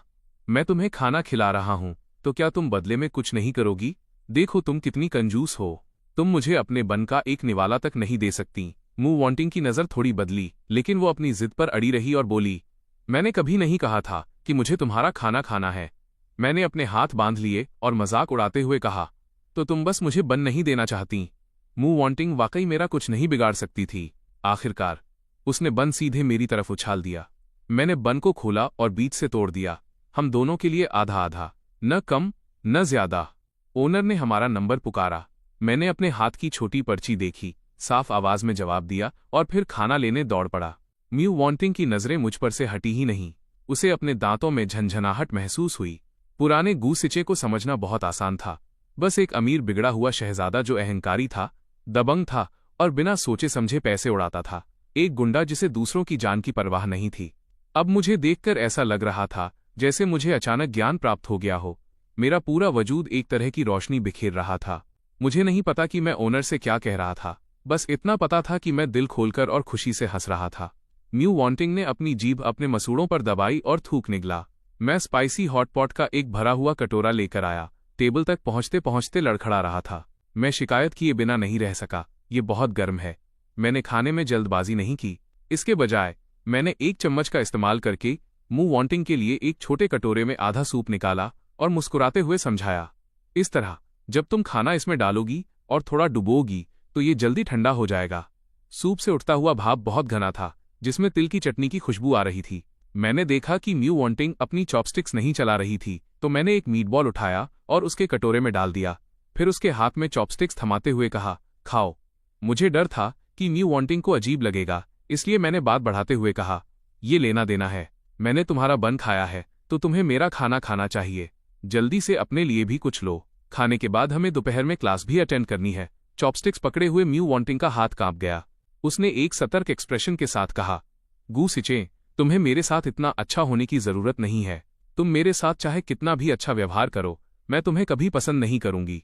म्यू वांटिंग ये देखना चाहती थी कि ये सुनने के बाद मैं कैसे दुश्मन की तरह बर्ताव करूंगा, ताकि उसे लगे कि सब कुछ नॉर्मल है। लेकिन मैंने बस अपना बैठने का तरीका बदला और उसे देखकर मुस्कुरा दिया।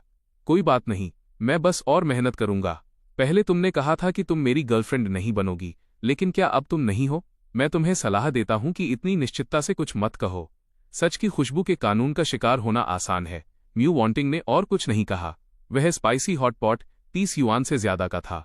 उसकी क्वांटिटी बहुत ज्यादा थी। हम दोनों उसे बिल्कुल खत्म नहीं कर सकते थे, इसलिए म्यू वांटिंग ने पेट भरकर खाना खाया। खाने के बाद मैंने अपना मुंह पोंछा और कहा, अभी 30 मिनट बचे हैं, चलो वापस स्कूल चलते हैं। म्यू वांटिंग ने खामोशी से सिर हिलाया। जैसे ही हम लिन जिक्सन की टेबल के पास से गुजरे, उसने अचानक हाथ बढ़ाकर म्यू वांटिंग को खींचा। इससे पहले कि मैं गुस्सा होता, उसने उसे छोड़ दिया। लेकिन मैं नहीं। अगली बार जब हम मिलेंगे तो क्या तुम मुझे बताओगे कि लिन जिक्सन ने क्या कहा था? मैं तो ये छोटी सी हरकत भी बर्दाश्त नहीं करना चाहता था।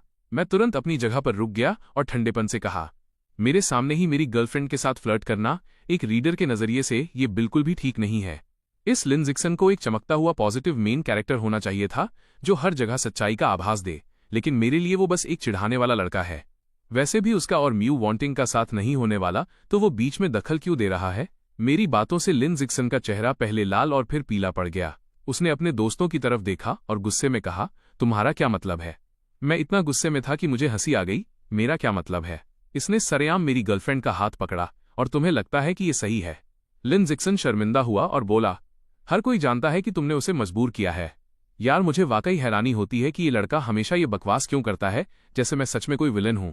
ये तो साफ तौर पर खुद म्यू वांटिंग थी जिसने कहा था कि वो मेरी गर्लफ्रेंड बनना चाहती है। मैंने पास की एक कुर्सी पकड़ी और गुस्से में कहा, क्या तुम जीने से थक गए हो? म्यू वांटिंग ने मेरा अंदाज देखा और वो पहले वाला अवास्तविक एहसास फिर से वापस आ गया। ये देखकर कि हमने ओनर को सतर्क कर दिया है और आसपास के सभी स्टूडेंट्स यहां देख रहे हैं, म्यू वांटिंग ने जल्दी से मुझे पीछे खींचा। उसकी टोन शांत करने वाली थी। परेशानी खड़ी मत करो। क्या तुम लड़ाई शुरू नहीं कर सकते? म्यू वांटिंग को शुरू में लगा था कि मैं उसकी बात नहीं मानूंगा। किसे पता था कि मैं बस एक पल के लिए रुकूंगा, तुरंत कुर्सी एक तरफ रख दूंगा और बार बार सिर हिलाते हुए कहूंगा, ठीक है, कोई परेशानी नहीं, चलो चलते हैं। जैसे ही वो दरवाजे से बाहर निकली, म्यू वांटिंग ने मेरी कलाई छोड़ दी। मैं उसके पीछे चल रहा था। मेरा दिल तेजी से धड़क रहा था और मेरा चेहरा जल रहा था। इसे कौन बर्दाश्त कर सकता है? पहले म्यू वांटिंग हमेशा मुझसे ताने मारते हुए बात करती थी और कभी भी उसके चेहरे पर अच्छे भाव नहीं होते थे। किसे पता था कि जब वो सीरियस होती है तो वो इतनी मोहक लग सकती है। वो कोल्ड लुक बहुत ही आकर्षक था। कोई हैरानी नहीं कि वही बाद में सबसे बड़ी विलन बनती है और इतने सारे लोग उसके पीछे भागते हैं। म्यू वांटिंग आगे चल रही थी। उसके एक्सप्रेशन गहरे और अनिश्चित थे। अभी जब लिन जिक्सन ने उसका हाथ खींचा था तो उसने उसके हाथ में एक छोटा नोट थमा दिया था। शुक्र है कि गू सिचे ने उसे नहीं देखा, वरना उस ग्रुप के लिए आज वाकई मुसीबत हो जाती। दोपहर की क्लास में मैं पूरी समय म्यू वांटिंग की तरफ पीठ करके सोता रहा। क्लास में बीच बीच में मेरे खर्राटों की हल्की आवाज सुनी जा सकती थी, जिससे म्यू वांटिंग को उस छोटी बिल्ली की याद आ गई जो उसके पास बचपन में थी। म्यू वांटिंग को लगा कि वो थोड़ी पागल हो रही है। क्लास खत्म होने के करीब मैं नींद से बोझिल आंखों के साथ जागा। अंगड़ाई लेने के बाद मुझे फिजिक्स टीचर ने रंगे हाथों पकड़ लिया। गू सिचे, यहाँ ऊपर आओ, हमें बताओ कि इस प्रॉब्लम को कैसे सॉल्व करना है। मैं भला क्या समझा सकता था? मैं हिचकिचाते हुए खड़ा हुआ अपनी चाइनीज लिटरेचर की किताब को देख रहा था जो मेरी लार से गीली हो गई थी। मेरा चेहरा शर्मिंदा था। टीचर ने ऐसे एक्सप्रेशन के साथ, जैसे वो पहले से ही जानते हों, कहा, अगर तुम इसे हल नहीं कर सकते तो बस खड़े रहो। मैंने अपना सिर खुजलाया और मेरे कंधे झुक गए। जियांग युयाओ गिरे हुए इंसान को लात मारने में बहुत माहिर लग रही थी। उसने अपना सिर घुमाया और ताना मारा। असल में मैं जियांग युयाओ के साथ बैठता था, लेकिन मैं मू वॉन्टिंग के करीब आने के लिए यहां आ गया था। हमारे रिश्ते टूट चुके थे। अब क्लास में मेरा कोई दोस्त नहीं माना जा सकता था, और ये म्यू वॉन्टिंग तो मुझ पर ध्यान तक नहीं दे रही थी। मैंने खिड़की से बाहर देखा। सूरज ढल रहा था। क्षितिज पर लाल बादल थे जो परतों में बहुत खूबसूरत लग रहे थे। मैं नज़ारे का आनंद ले रहा था, जबकि म्यू वॉन्टिंग मुझे देख रही थी। म्यू वॉन्टिंग ने अपने हाथ में पेन को कसकर पकड़ा और मुझे आह भरते हुए सुना।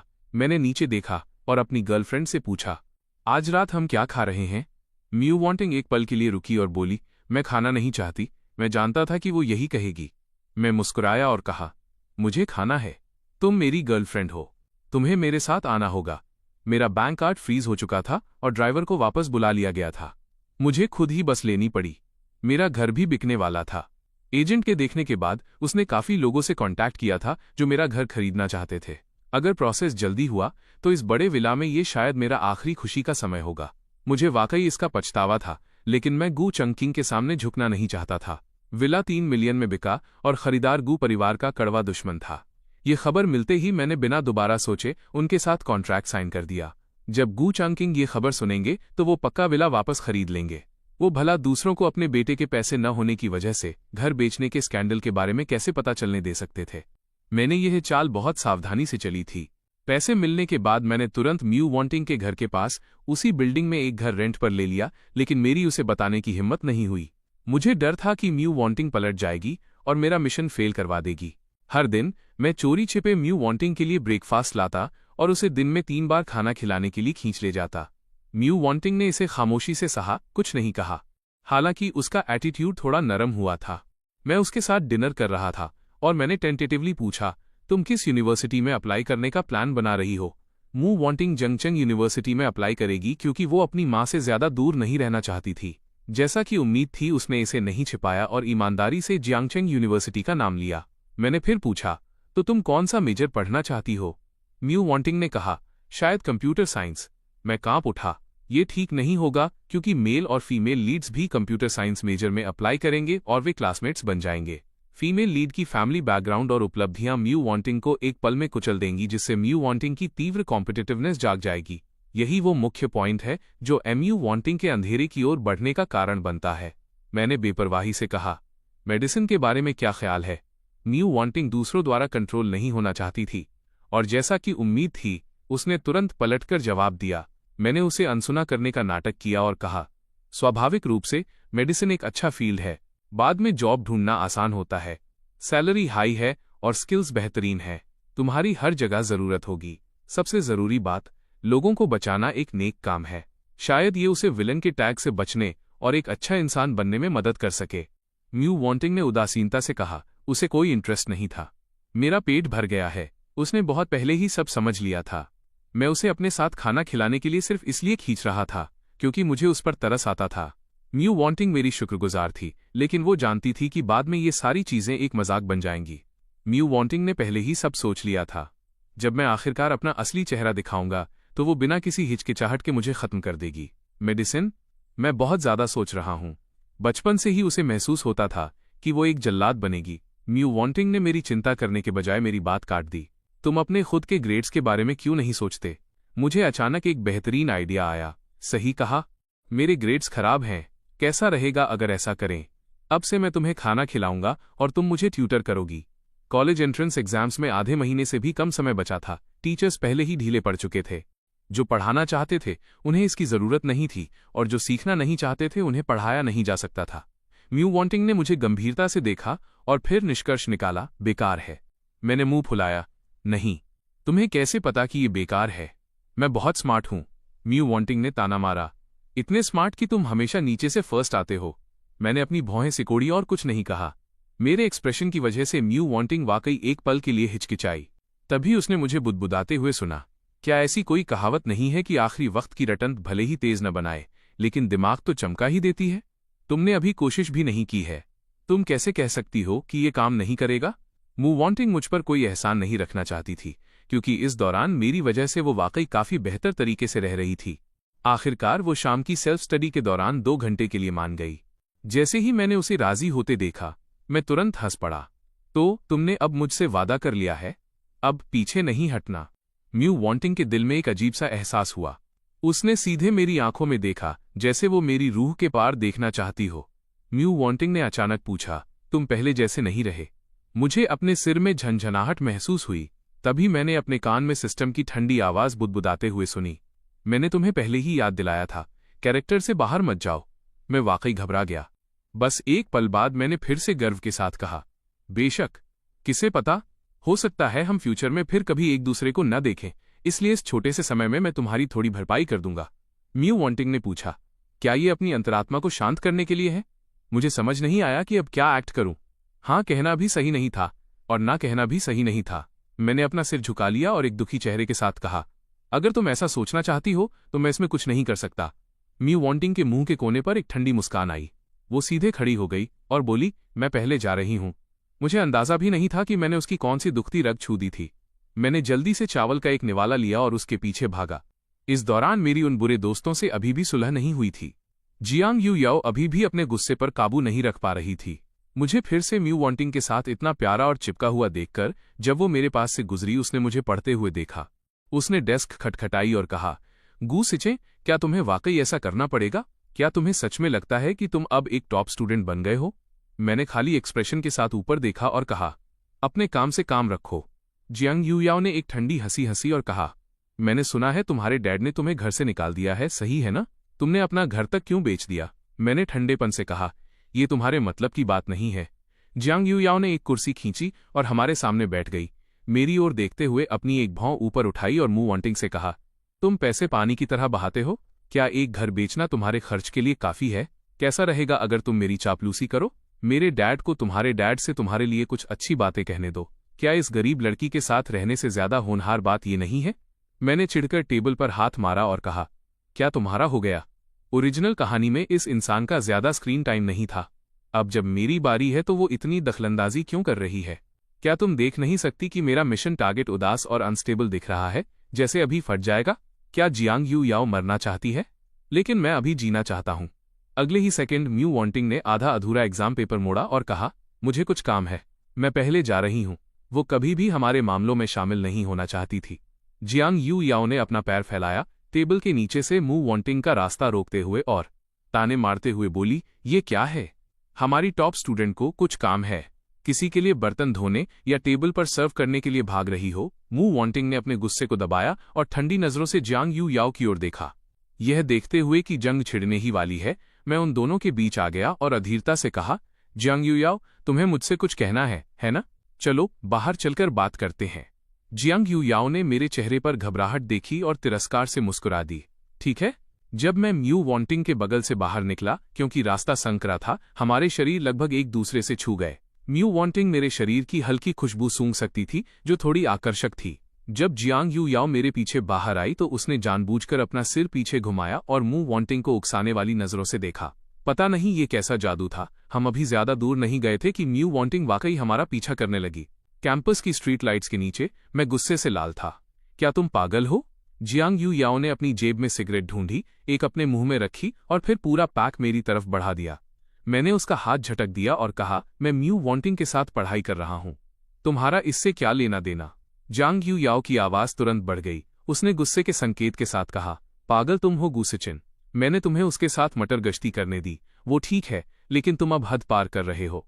बस एक ही चीज बची है कि तुम उसके साथ रहने नहीं चले गए और तुम पूछते हो कि मेरा इससे क्या लेना देना। क्या तुम्हारे डैड ने तुम्हें नहीं बताया कि मेरे और तुम्हारे परिवार के बीच शादी की बात तय हो चुकी है? मेरी आवाज अचानक शांत हो गई। मैंने घबराहट में जियांग यू याओ की ओर देखा। मेरा दिमाग उलझ गया था। मैंने जल्दी से सिस्टम से पूछा, क्या ये सच है? तुमने मुझे बताया क्यों नहीं?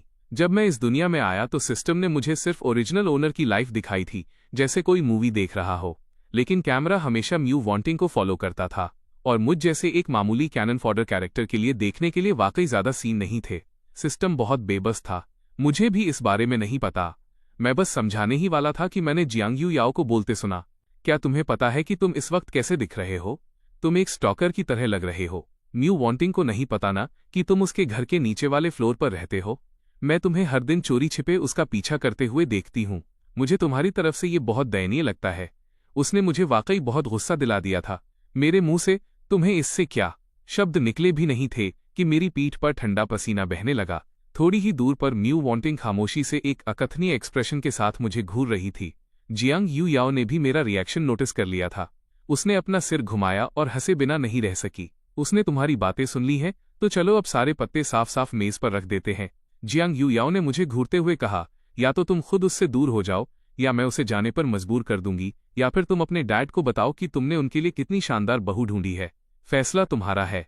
मैंने अपनी मुट्ठियां भींची और दांत पीसे। म्यू वांटिंग के मुंह के कोने पर एक अर्थपूर्ण मुस्कान तैर गई। गुस्से, तुम भी वाकई कमाल हो। उस रात मैं बिस्तर पर लेटा आहें भरता रहा। पूरी रात मैं यही सोचता रहा कि प्रॉब्लम कहाँ थी। ओरिजिनल कहानी में मैं साफ तौर पर सिर्फ एक मामूली सपोर्टिंग मेल कैरेक्टर था। सपोर्टिंग मेल कैरेक्टर भी कहना पूरी तरह सही नहीं होगा, एक मामूली राहगीर कहना चाहिए। क्या इस रोमांस कहानी के एक राहगीर को भी शूरा फील्ड प्रेम त्रिकोण का टकराव जैसा ट्रीटमेंट मिलता है? जब मैंने दरवाजे के बाहर आहट सुनी तो मैं चौंक कर बैठ गया। पीपहोल से देखते हुए मैंने मन ही मन सोचा, ये तो बुरा हुआ। आधी रात को म्यू वांटिंग मेरे दरवाजे पर दस्तक देने क्यों आएगी? म्यू वांटिंग के चेहरे पर कोई भाव नहीं था। मैं बेचैन और असहज था और इधर उधर देखने लगा। अगर वो अभी कोई कदम उठाना चाहती है तो कम से कम मेरे पास इस्तेमाल करने के लिए एक पोंछा मॉप तो है। मैंने अपने पास रखे पोंछे को मजबूती से पकड़ा और दरवाज़ा खोल दिया। म्यू वांटिंग ने मेरी ओर एक नज़र डाली और मजाक उड़ाते हुए कहा, तो तुम सच में यहाँ रहने आ गए? मैंने अपनी पीठ सीधी की, रिलैक्स होने का नाटक किया और कहा, मेरे पास पैसे खत्म हो गए हैं, यहाँ घर सस्ते हैं। म्यू वांटिंग काफी देर तक खामोश रही, फिर अचानक बोली, पढ़ना चाहते हो? ऐसा कहने के बाद बिना इस बात की परवाह किए कि मैं क्या सोच रहा हूं, वो जबरदस्ती घर के अंदर घुस गई। कमरा बहुत खाली था, बस कुछ जरूरी फर्नीचर के अलावा वहां कुछ नहीं था। वो दिखने में बहुत ही सूना लग रहा था। मैंने उसकी नज़र का पीछा किया और सोफे पर बिखरे हुए कपड़े देखे। उसके मुंह का कोना फड़फड़ाया। वो आगे बढ़ी और कुछ ही सेकंड्स में उन्हें समेटकर साफ कर दिया। घर थोड़ा बिखरा हुआ है, ये बिखरे हुए से कुछ ज्यादा ही है। म्यू वांटिंग ने अपने होंठ भींचे, जैसे उसने कुछ न देखा हो, और खुद से बात करने लगी।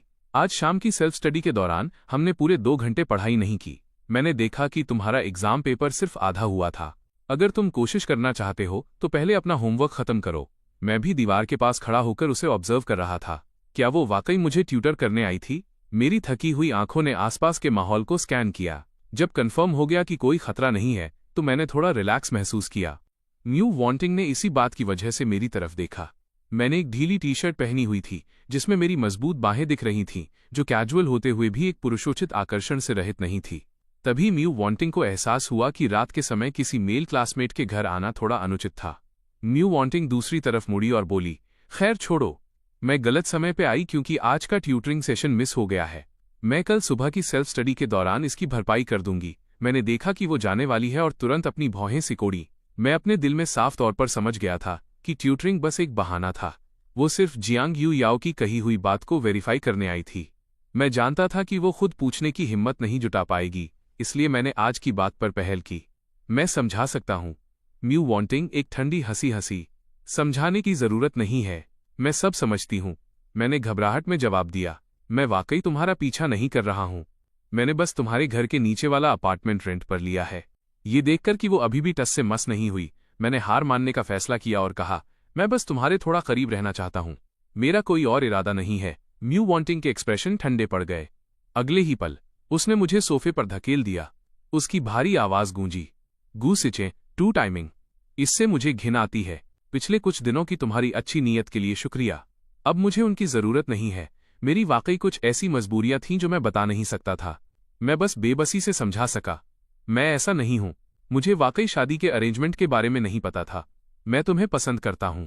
मैं तुम्हारे साथ रहना चाहता हूं।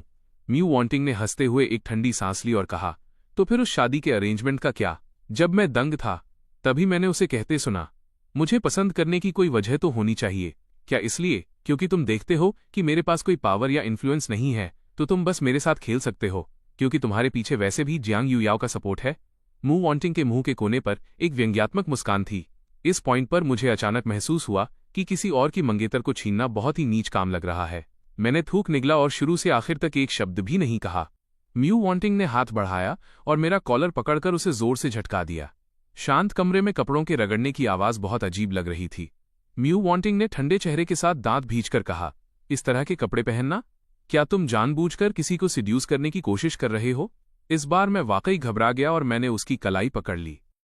सौभाग्य से बस इंग्लिश और लिटरेचर ही बहुत अच्छे नहीं हैं। थोड़े समय के साथ इन्हें इम्प्रूव किया जा सकता है। ऐसा सोचते हुए वो खड़ी हो गई। उसने मेरा टेस्ट पेपर अपने स्कूल बैग में रख लिया। मैं पहले इसे ध्यान से रिव्यू करने के लिए घर ले जाऊंगी।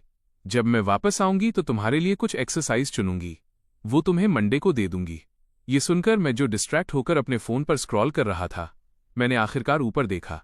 शियाओ क्विंगुआन, तुम मेरे ग्रेड्स की इतनी परवाह क्यों करती हो? क्या होगा अगर इसकी वजह से तुम्हारे अपने ग्रेड्स गिर गए तो? शियाओ क्विंगुआन ने अपनी पैकिंग रोक दी। तो फिर उन्हें थोड़ा गिरने दो। अगर वे बहुत ज्यादा हाई रहे तो मुझे डर है कि तुम मुझे कैचअप नहीं कर पाओगे। मेरा एक्सप्रेशन एक पल के लिए जम गया। एक पल बाद मैं हंसा। फिर तो इसकी जरूरत नहीं है। क्या मैंने 500 के स्कोर के साथ भी तुम्हें जीत नहीं लिया था? शियाओ क्विंगुआन धीरे से फुसफुसाई। मैं स्कोर्स की बात कर रही थी।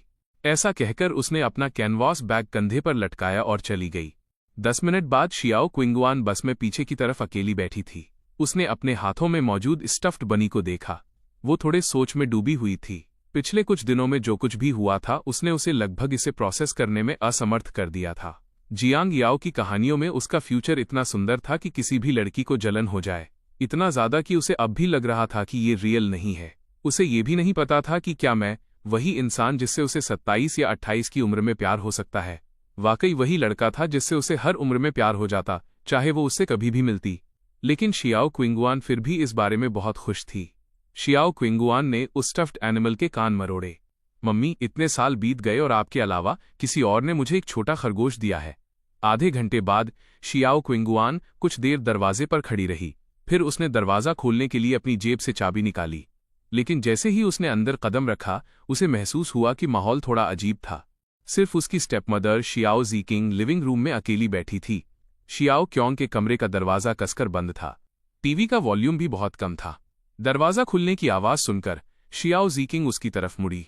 युआन युआन, आओ और यहां बैठो। शियाओ क्विंगुआन एक पल के लिए हिचकिचाई। आखिरकार वो आज्ञाकारी बनकर सोफे पर बैठ गई। शियाओ ज़ीकिंग ने टीवी को पूरी तरह म्यूट कर दिया। फिर उसने अपनी नाम मात्र की बड़ी बेटी को ऊपर से नीचे तक देखा। मुझे याद है तुमने कहा था कि तुम आज सुबह पढ़ने के लिए लाइब्रेरी जा रही हो, लेकिन तुम्हारी बहन आज दोपहर वापस आई और उसने कहा कि तुम असल में एक लड़के के साथ बाहर गई थी। शियाओ क्विंगुआन ने मना नहीं किया। उसने जवाब में सिर हिला दिया। असल में वो जानती थी, अगर उसने इसे स्वीकार नहीं किया होता तो शियाओ ज़ीकिंग शायद इसमें और दिलचस्पी नहीं लेती। लेकिन किसी वजह से शियाओ क्विंगुआन मेरे बारे में चीजें छिपाना नहीं चाहती थी। शियाओ ज़ीकिंग को भी उसके मान लेने की उम्मीद नहीं थी। वो कुछ देर के लिए शांत हो गई।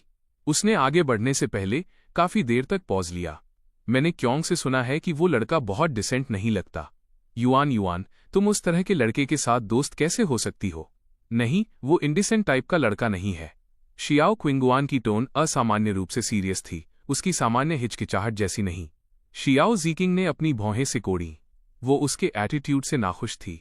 मैंने अभी तक तुम्हारे पिता को इस बारे में नहीं बताया है। उन्हें परेशान मत करो। तुम्हें उससे अब और मिलने की इजाजत नहीं है, समझी? तुम एक बहुत अच्छी स्टूडेंट हो। तुम बहुत स्टेबल हो और अब तुम एडल्ट हो चुकी हो। तुम्हारे पास ये देखने की एबिलिटी है कि कौन दोस्त बनने के लायक है। इस बार शियाओ ज़ीकिंग वाकई थोड़ी गुस्से में थी। क्या ये बच्ची बात नहीं मान सकती? मैं ये इसलिए कर रही हूं क्योंकि मुझे डर है कि तुम्हें धोखा दिया जाएगा। क्या तुम ये जानती हो, कॉलेज एंट्रेंस एग्जाम्स के बाद तुम जहां चाहो जा सकती हो, लेकिन अभी नहीं। मम्मी, मैं तुम्हारी माँ नहीं हूं। मेरी कोई ऑब्लिगेशन नहीं है कि मैं तुम्हारी हर बात मानूं, तुम्हें पता है। शियाओ ज़ीकिंग गुस्से में थी। बिना सोचे समझे उसके मुंह से ये निकल गया, लेकिन कहने के बाद उसे अचानक एहसास हुआ कि वो शब्द बहुत इनएप्रोप्रिएट थे। उसके होंठ हिले। अंत में उसने और कुछ नहीं कहा। फिर वे दोनों बस चुपचाप सोफे पर बैठी रहीं। टीवी पर चल रही साइलेंट इमेजेस के अलावा सब कुछ जैसे थम गया था। आखिरकार शियाओ क्विंगुआन अपना स्कूल बैग पकड़कर खड़ी हो गई। आंटी, प्लीज गुस्सा मत होइए। प्लीज अपनी हेल्थ का ख्याल रखिए। जब मैं कॉलेज एंट्रेंस एग्जाम्स दूंगी तो मैं निश्चित रूप से आपको और डैड को शर्मिंदा नहीं करूंगी। मम्मी से आंटी में बदले हुए संबोधन को देखते हुए शियाओ ज़ीकिंग कुछ कहना चाहती थी, लेकिन शब्द उसके गले में फंस गए। वो जानती थी कि उसके पिछले शब्दों ने सामने वाले को बहुत गहरा दुख पहुंचाया है। उसने बस बेबसी से शियाओ क्विंगुआन को अपने कमरे में जाते हुए देखा, फिर उसने धीरे से दरवाजा बंद कर लिया। असल में ऐसा नहीं था कि शियाओ ज़ीकिंग ने कभी उसके साथ अच्छा व्यवहार करने, उसे अपनी सगी बेटी की तरह पालने के बारे में नहीं सोचा था, लेकिन जब भी शियाओ ज़ीकिंग उसका लगातार सुंदर होता चेहरा देखती, उसे उसकी मृत माँ की याद आ जाती।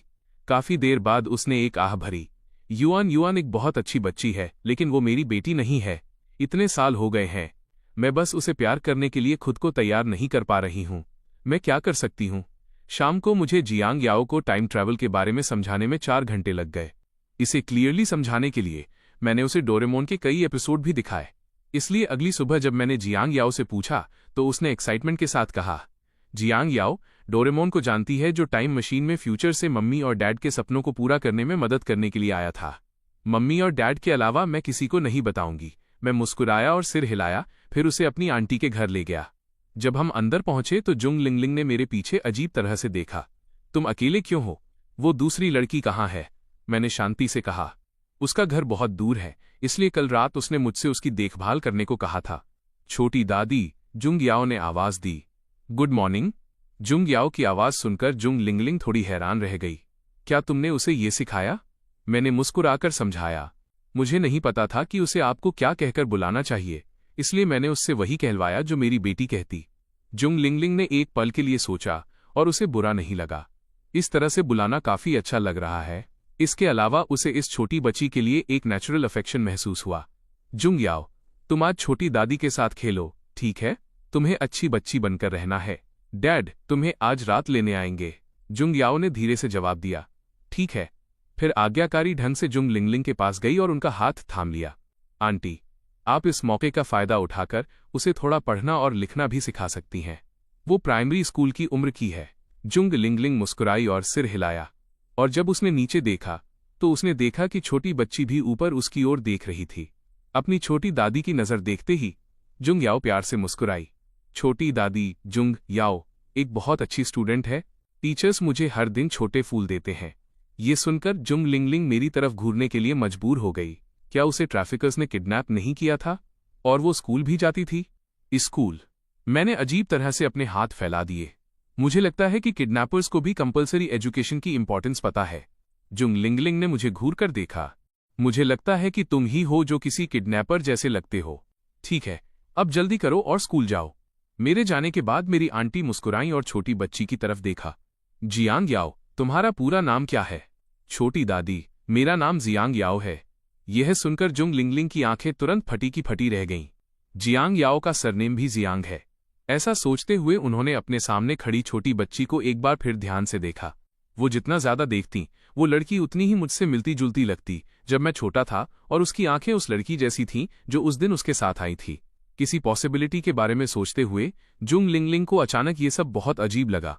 दूसरी तरफ जैसे ही मैं स्कूल वापस पहुंचा, मुझे शियाओ क्विंगुआन का एक मैसेज मिला। मैं शायद इस हफ्ते तुम्हारे यहां नहीं आ पाऊंगी। प्लीज मेरी तरफ से जियांग याओ से माफी मांग लेना। मैंने एक पल के लिए सोचा और लगा कि ये कोई बड़ी बात नहीं है। आखिर वो रॉकेट क्लास की टॉप स्टूडेंट है। उसका थोड़ा बिजी होना नॉर्मल है। मैंने तुम्हारे लिए कुछ एक्सरसाइज सेट्स और कुछ चीजें ऑर्गेनाइज की हैं। तुम उन्हें देख लेना। जब मैं फ्री होंगी तो तुम्हें दे दूंगी। एक टॉप स्टूडेंट वाकई टॉप स्टूडेंट ही होती है। काम को टालने का तो सवाल ही नहीं उठता। ये सोचते हुए मैंने स्कूल के बाद एक रिप्लाई टाइप किया। शियाओ क्विंगुआन ने तुरंत जवाब दिया, नहीं, मेरे डैड आज मुझे लेने आ रहे हैं। मैं थोड़ा हैरान था। हम हाई स्कूल में हैं और उसे अभी भी अपने पेरेंट्स की जरूरत है पिक करने के लिए। इसके तुरंत बाद मेरा एक्सप्रेशन समझदारी वाले भाव में बदल गया। उसकी स्टेप सिस्टर ने जरूर घर जाकर कुछ बकवास की होगी। ये सोचकर मैंने फिर से रिप्लाई किया, मैं फिर किसी फीमेल क्लासमेट को इसे लेने के लिए कह दूंगा।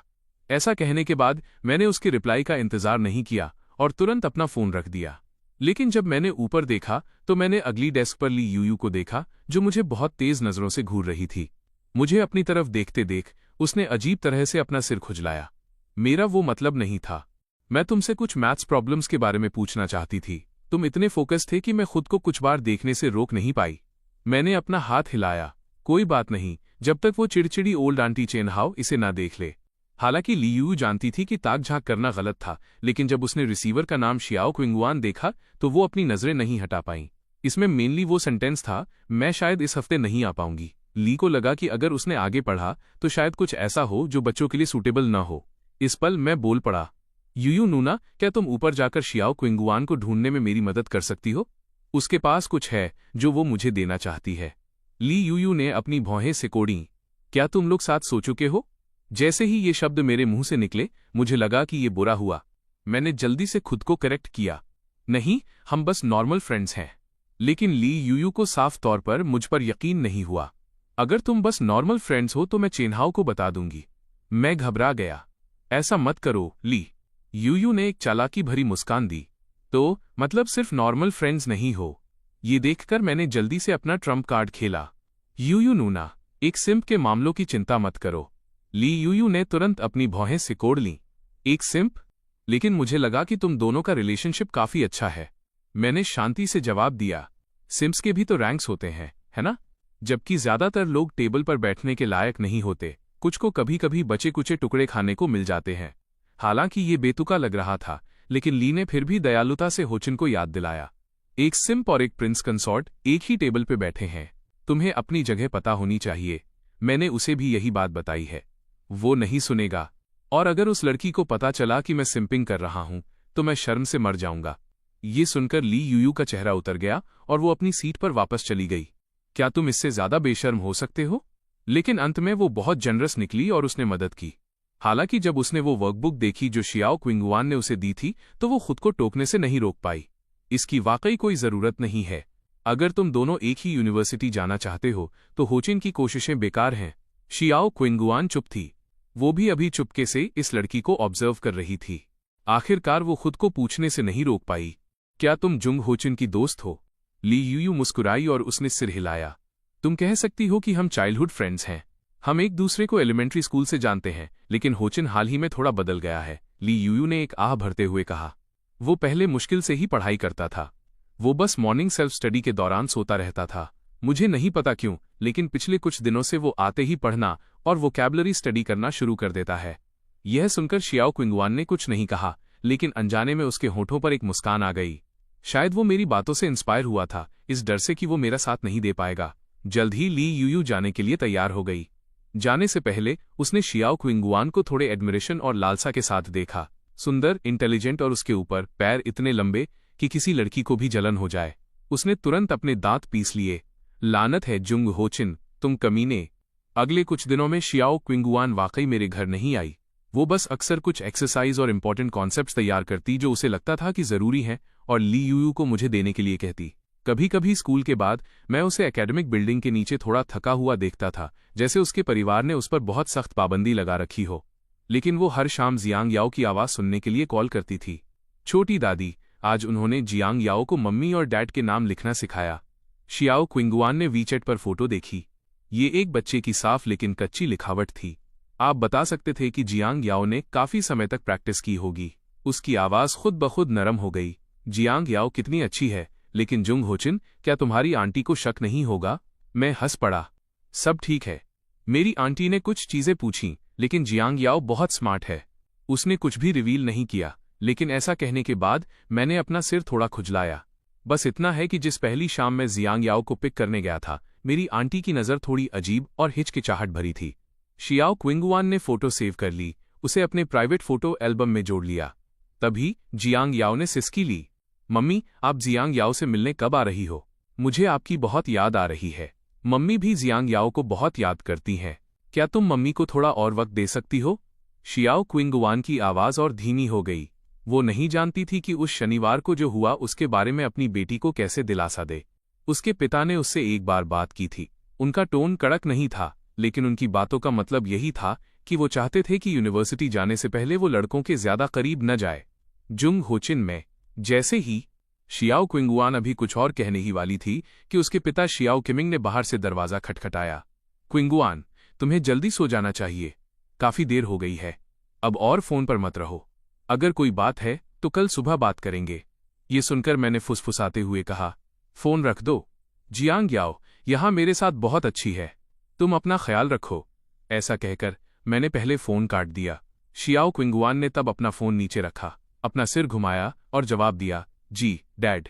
ये तनावपूर्ण जीवन पूरे 1 हफ्ते तक चलता रहा, जब तक कि वो शुक्रवार की शाम नहीं आ गई।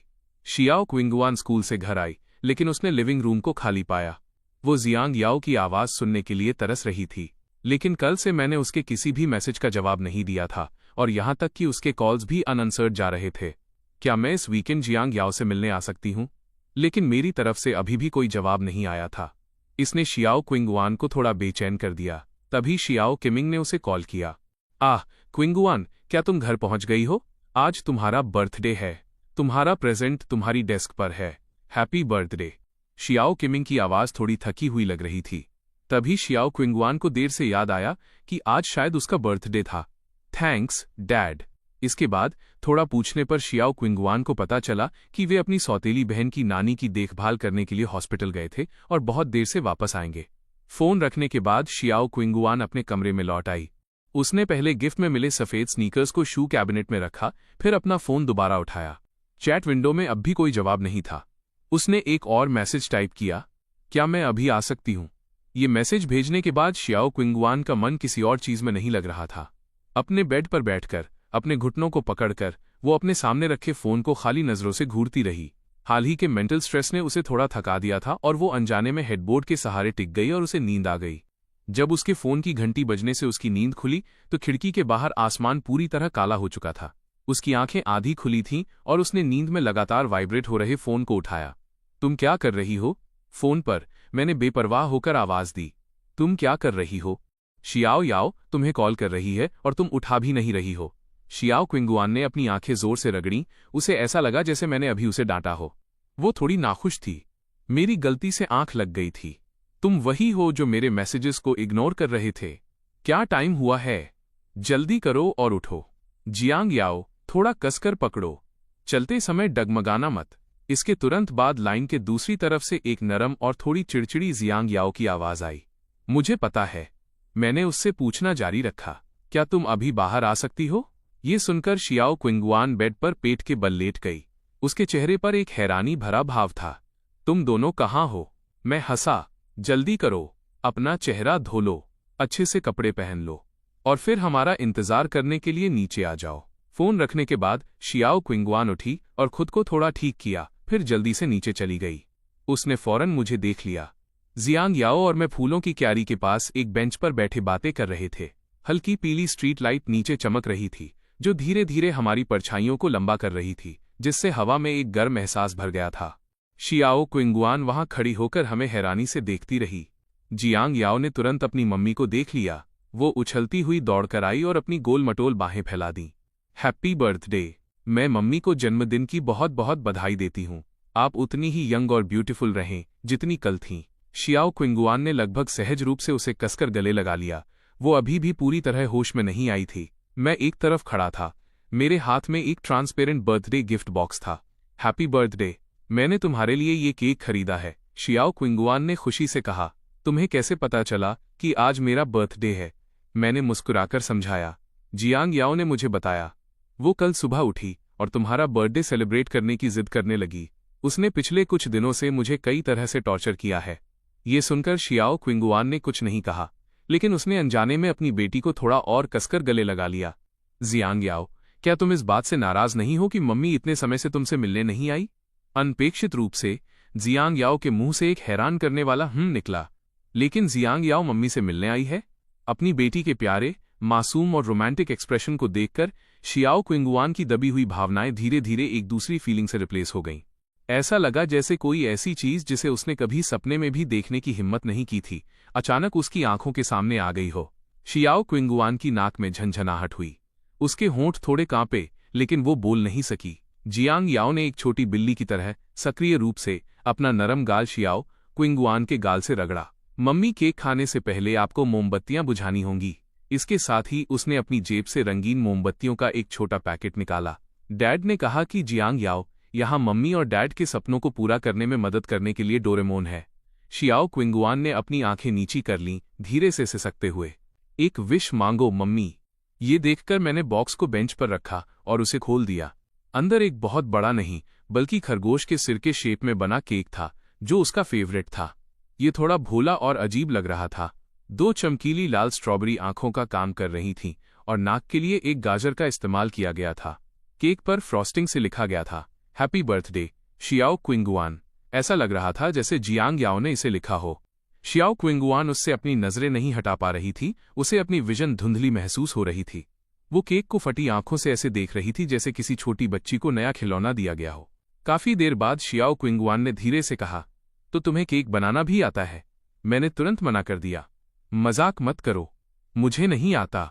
मैंने इसे एक शॉप से खरीदा है। मैं एक लड़का हूं, मुझ में केक बनाने का कितना धैर्य होगा। तुमने खरगोश की नाक के लिए गाजर क्यों इस्तेमाल की? कुछ और नहीं मिला क्या? मैंने अभी नहीं कहा कि मैंने इसे एक शॉप से खरीदा है?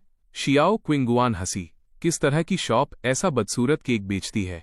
उसने अचानक चाहा कि उसके सामने सब कुछ एक मूवी क्लिप की तरह हो जाए, जिसे फ्रेम दर फ्रेम धीमा किया जा सके और फिर हमेशा के लिए सेव कर लिया जाए। शायद फ्यूचर में उसे और भी बर्थडे केक मिलेंगे, लेकिन वो निश्चित रूप से कभी नहीं भूलेगी कि अपने 18वें जन्मदिन पर उसे एक बहुत ही बदसूरत केक मिला था। मैंने जियांग याओ के हाथ से मोमबत्ती ली, उसे जलाने में मदद की और केक पर लगा दी। स्ट्रीट लाइट के नीचे मोमबत्ती की लौ बहुत कमजोर थी, ऐसे फड़फड़ा रही थी जैसे किसी भी पल बुझ सकती हो, लेकिन फिर भी उसने जियांग याओ और शियाओ क्विंगुआन को रोशन कर दिया था, जो मेरे साथ मोमबत्ती के सामने उकड़ू बैठी थीं। शियाओ क्विंगुआन को अचानक उसे काटने में थोड़ी हिचकिचाहट महसूस हुई। उसने सावधानी से कहा, जुंग होचिन, क्या मैं पहले एक फोटो ले सकती हूं और फिर विश मांग सकती हूं? बेशक, मैं मना नहीं करूंगा, उससे ये कहते हुए कि वो जितनी चाहे उतनी फोटो ले सकती है। अंत में शियाओ क्विंगुआन ने अपने कैमरे का इस्तेमाल इस बिल्कुल भी शानदार न दिखने वाले केक को कैप्चर करने के लिए किया और इसे अपने प्राइवेट फोटो एल्बम में डालकर सहेज लिया। उसे अचानक एहसास हुआ कि इतने कम समय में उसके एल्बम में फोटोज की संख्या बढ़ गई है। जियांग याओ अपनी मम्मी का हाथ हिलाते हुए फुसफुसाई, मम्मी जल्दी से विश मांगो, अगर मोमबत्ती बुझ गई तो बहुत देर हो जाएगी। शियाओ क्विंगुआन आखिरकार हकीकत में वापस आई, जल्दी से अपनी आंखें बंद की और एक ऐसी विश मांगी जिसे मांगने का उसने कभी सपना भी नहीं देखा था। मैं खूब पढ़ाई करना चाहती हूँ, अपनी पसंद की जगह की यूनिवर्सिटी में जाना चाहती हूँ और एक ऐसी लाइफ चाहती हूँ जो पूरी तरह से मेरी अपनी हो। मैं किसी ऐसे इंसान से मिलना चाहती हूँ जो मुझसे प्यार करे, किसी ऐसे से जो प्यार के काबिल हो, और एक ऐसा परिवार चाहती हूँ जो वाकई मेरा अपना हो। जब उसने फिर से अपनी आंखें खोली तो जियांग याओ ने अपनी पूरी ताकत से अपने गाल फुलाए और एक फू के साथ अपनी मम्मी को सामने वाली मोमबत्ती बुझाने में मदद की। उसने अपने छोटे से सीने को थपथपाया, बाल बाल बचे, शुक्र है, ये लगभग बुझने ही वाली थी। शियाओ क्विंगुआन के होठों के कोने मुस्कुराए बिना नहीं रह सके और उसने अपनी बेटी का सिर सहलाया, लेकिन उसे कहने के लिए शब्द नहीं मिले। मम्मी, क्या जियांग याओ केक काट सकती है? ठीक है जियांग याओ, ध्यान रखना कि उसकी आंखें न कटें। कुछ मिनटों के बाद माँ और बेटी कुर्सियों पर बैठी सिर झुकाए केक खा रही थीं। जहां तक मेरी बात है, क्योंकि मुझे मीठा पसंद नहीं है, मैंने बस वो गाजर पकड़ी और उनके पास बैठकर उन्हें देखते हुए उसे कुतरने लगा। अचानक मैंने लापरवाही से पूछा, तुमने अभी क्या विश मांगी? बताओ तो। शियाओ क्विंगुआन ने अनजाने में मेरी ओर देखने के लिए अपना सिर घुमाया। लेकिन अगर मैंने बता दिया तो क्या वो सच होगी?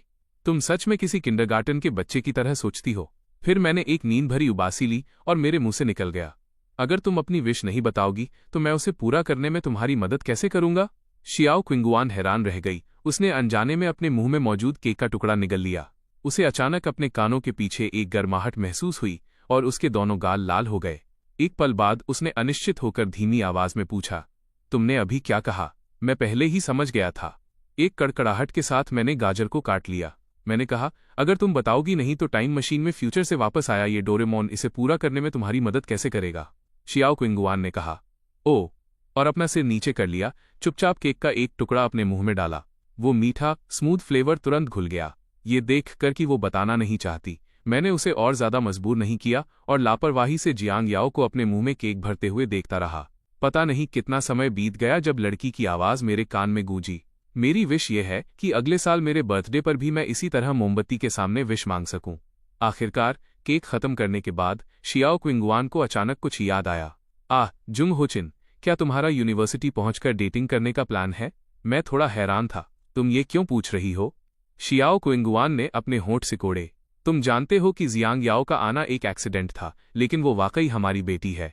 इसलिए जब तक जियांग याओ इतनी बड़ी नहीं हो जाती कि वो समझ सके, मुझे उम्मीद है कि तुम कोई गर्लफ्रेंड नहीं बनाओगे। मैंने कुछ नहीं कहा, बस उसे मजे लेते हुए देखा। शियाओ क्विंगुआन पीछे नहीं हटी और मेरी नजरों से नजरें मिलाईं।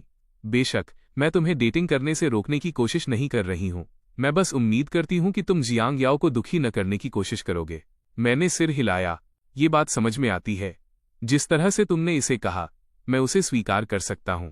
लेकिन इससे पहले कि शियाओ राहत की सांस ले पाती, मैंने अचानक अपनी टोन बदल दी। लेकिन ये मुझे एक मुश्किल स्थिति में डाल देता है। ये सुनकर शियाओ क्विंगुआन तुरंत मुझे घूरने लगी। कैसी मुश्किल स्थिति? क्या तुम जियांग याओ की पीठ पीछे छिप छिप कर कुछ करना चाहते हो? ये देखकर मैं धीरे से हंसा। पर्सनली मेरे लिए ये कोई प्रॉब्लम नहीं है। मेरी मम्मी ने मुझे डेथ ऑर्डर दिया है। मुझे यूनिवर्सिटी के दौरान एक लड़की को घर लाकर उससे मिलवाना ही होगा, ताकि वो हमारे जुंग परिवार की बहू बन सके। वरना शायद मुझे न्यू ईयर पर घर भी नहीं आने दिया जाएगा। शियाओ क्विंगुआन की सांसें अटक गईं। उसे हमेशा कुछ अजीब लगता था, लेकिन उसे मेरी बातों में कोई खामी नहीं मिली। उसे धीरे से अपनी नजरें फेरनी पड़ीं और वो चुप रही। लेकिन मैं उसे इतनी आसानी से छोड़ने वाला नहीं था। कैंपस ब्यूटी, कुछ तो बोलो, कुछ सोचने में मेरी मदद करो। शियाओ क्विंगुआन इतनी चिढ़ गई कि उसके पास शब्द ही नहीं बचे। काफी देर बाद उसने धीरे से कहा, तो फिर हमें क्या करना चाहिए? बिल्कुल, हमें क्या करना चाहिए? कैसा रहेगा अगर? जैसे ही मैं बोला, मैंने उसे एक सोच विचार वाले एक्सप्रेशन के साथ ऊपर से नीचे तक देखा। शियाओ क्विंगुआन के माथे की नस थोड़ी सी फड़की। कैसा रहेगा क्या? बस अपनी बात पूरी करो। जियांग याओ के आने के बाद ये असल में हमेशा से एक काफी सेंसिटिव टॉपिक रहा है, लेकिन अभी मुझे लगा जैसे मैं कुछ एक्सपोज करने वाला हूं। शियाओ क्विंगुआन को अचानक अंदर से थोड़ी घबराहट महसूस हुई। कुछ मिनट बीत गए और फिर एक चालाकी भरी मुस्कान वाली आवाज सुनाई दी। अगर और कुछ नहीं तो कैसा रहेगा अगर मैं बस चेनहाओ को घर ले जाऊं? आखिर मेरी मम्मी को हमेशा से शक रहा है कि हम दोनों एक कपल हैं। शियाओ का एक्सप्रेशन तुरंत ठंडा हो गया। ये चेनहाओ कौन है? बेशक वो जानती थी, लेकिन जैसे ही वो देखने के लिए मुड़ी, उसे मेरी चिढ़ाने वाली नजरें मिली। तुम अभी क्या सोच रही थी? तभी शियाओ क्विंगुआन को एहसास हुआ कि मैं पहले उसे बस चिढ़ा रहा था। शियाओ का चेहरा सख्त हो गया और उस पर जिद की एक लहर दौड़ गई। मैं अभी कुछ नहीं सोच रही थी। ओह सच में? तो फिर तुम्हारा चेहरा लाल क्यों है? ये ठंडी हवा की वजह से है। नहीं, मेरा चेहरा लाल नहीं है। मैंने सिर हिलाया। मुझे लगता है कि नहीं है। फिर मैंने जरूर गलत देखा होगा। शियाओ का चेहरा तुरंत उतर गया। इस दुनिया में कोई इतना परेशान करने वाला इंसान कैसे हो सकता है? फिर उसने अपने होंठ सिकोड़े और एक गहरी सांस ली।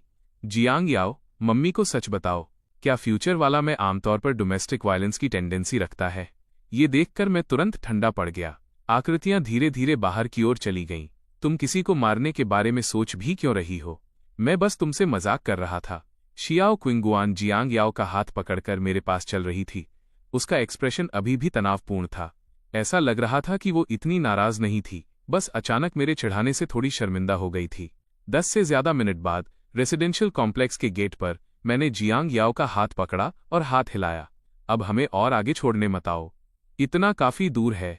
हम अब वापस जा रहे हैं। तुम्हें भी थोड़ा रेस्ट करना चाहिए। ऐसा कहने के बाद मैं एक पल के लिए रुका, फिर जारी रखा। जियांग याओ को परेशान मत होने देना। अगर कुछ भी गलत हो तो बस मुझे बता देना। शियाओ क्विंगुआन ने सिर हिलाया। पिछले कुछ दिनों से उसका मूड वाकई बहुत अच्छा नहीं रहा था। मैं ये देख सकता था और वो हैरान नहीं थी। फिर वो झुकी और जियांग याओ का सिर सहलाने के लिए हाथ बढ़ाया। जियांग याओ, तुम्हें अच्छी बच्ची बनना होगा और डैडी की बात माननी होगी, ठीक है? हर दिन खुश रहो। जियांग याओ ने मजबूती से मम्हू कहा, लेकिन वो फिर भी जाने को तैयार नहीं थी। उससे सिसकते हुए, मम्मी, क्या आप कल घर आकर जियांग याओ के साथ खेल सकती हो? इसके अलावा डैडी भी आपको बहुत याद करेंगे।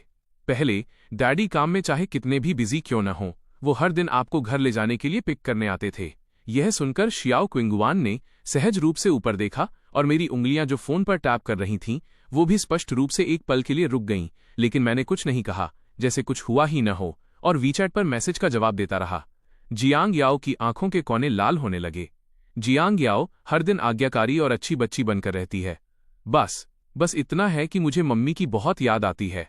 मैं आपको हर दिन याद करती हूँ। शियाओ क्विंगुआन का दिल भर आया और वो अपनी छोटी बेटी के गाल को चोटी काटने से खुद को नहीं रोक पाई। जियांग याओ, रोतलू मत बनो। मम्मी वादा करती है कि वो कल निश्चित रूप से घर आएगी। जब तक हम घर पहुंचे, रात के 9 बजे बज चुके थे। जियांग याओ को सोने के लिए तैयार करने के बाद मैंने उसे बिस्तर पर लिटा दिया। छोटी बच्ची थक गई होगी और जल्द ही वो अपने तकिए को गले लगाकर गहरी नींद में सो गई। ये देखकर मैं अपना लैपटॉप अपने कमरे में ले गया। ऑनलाइन पैसे कमाने के कुछ तरीके खोजने का प्लान बनाने लगा। आखिर मैं हर दिन अपनी मम्मी से पैसे नहीं मांग सकता था। सौभाग्य से मैं बचपन से ही कंप्यूटर का इस्तेमाल कर रहा हूं, इसलिए उन मूर्ख यूनिवर्सिटी स्टूडेंट्स की मदद करना कोई बड़ी बात नहीं थी। 3 घंटे बाद अपने अकाउंट में आए 1000 युआन के चेक को देखकर मैं संतुष्टि के साथ मुस्कुराया। आजकल कितने गरीब यूनिवर्सिटी स्टूडेंट्स हैं। इस तरह की इनकम के साथ एक जियांग याओ को पालना शायद कोई बड़ी समस्या नहीं होगी। अगली सुबह मुझे अपनी बेटी की देखभाल करने में पूरा आधा घंटा लगा, जो ब्रश करते और चेहरा धोते समय मुंह फुलाए हुए थी।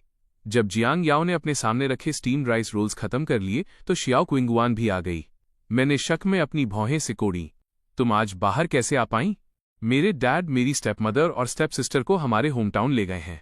वे कल तक वापस नहीं आएंगे। ओह अच्छा, क्या फ्रिज में कुछ है? मैं लंच के लिए जियांग याओ के लिए कुछ डिलीशियस बनाऊंगी, मैंने एक पल के लिए सोचा। ऐसा लग रहा था कि घर में कुछ भी नहीं बचा है।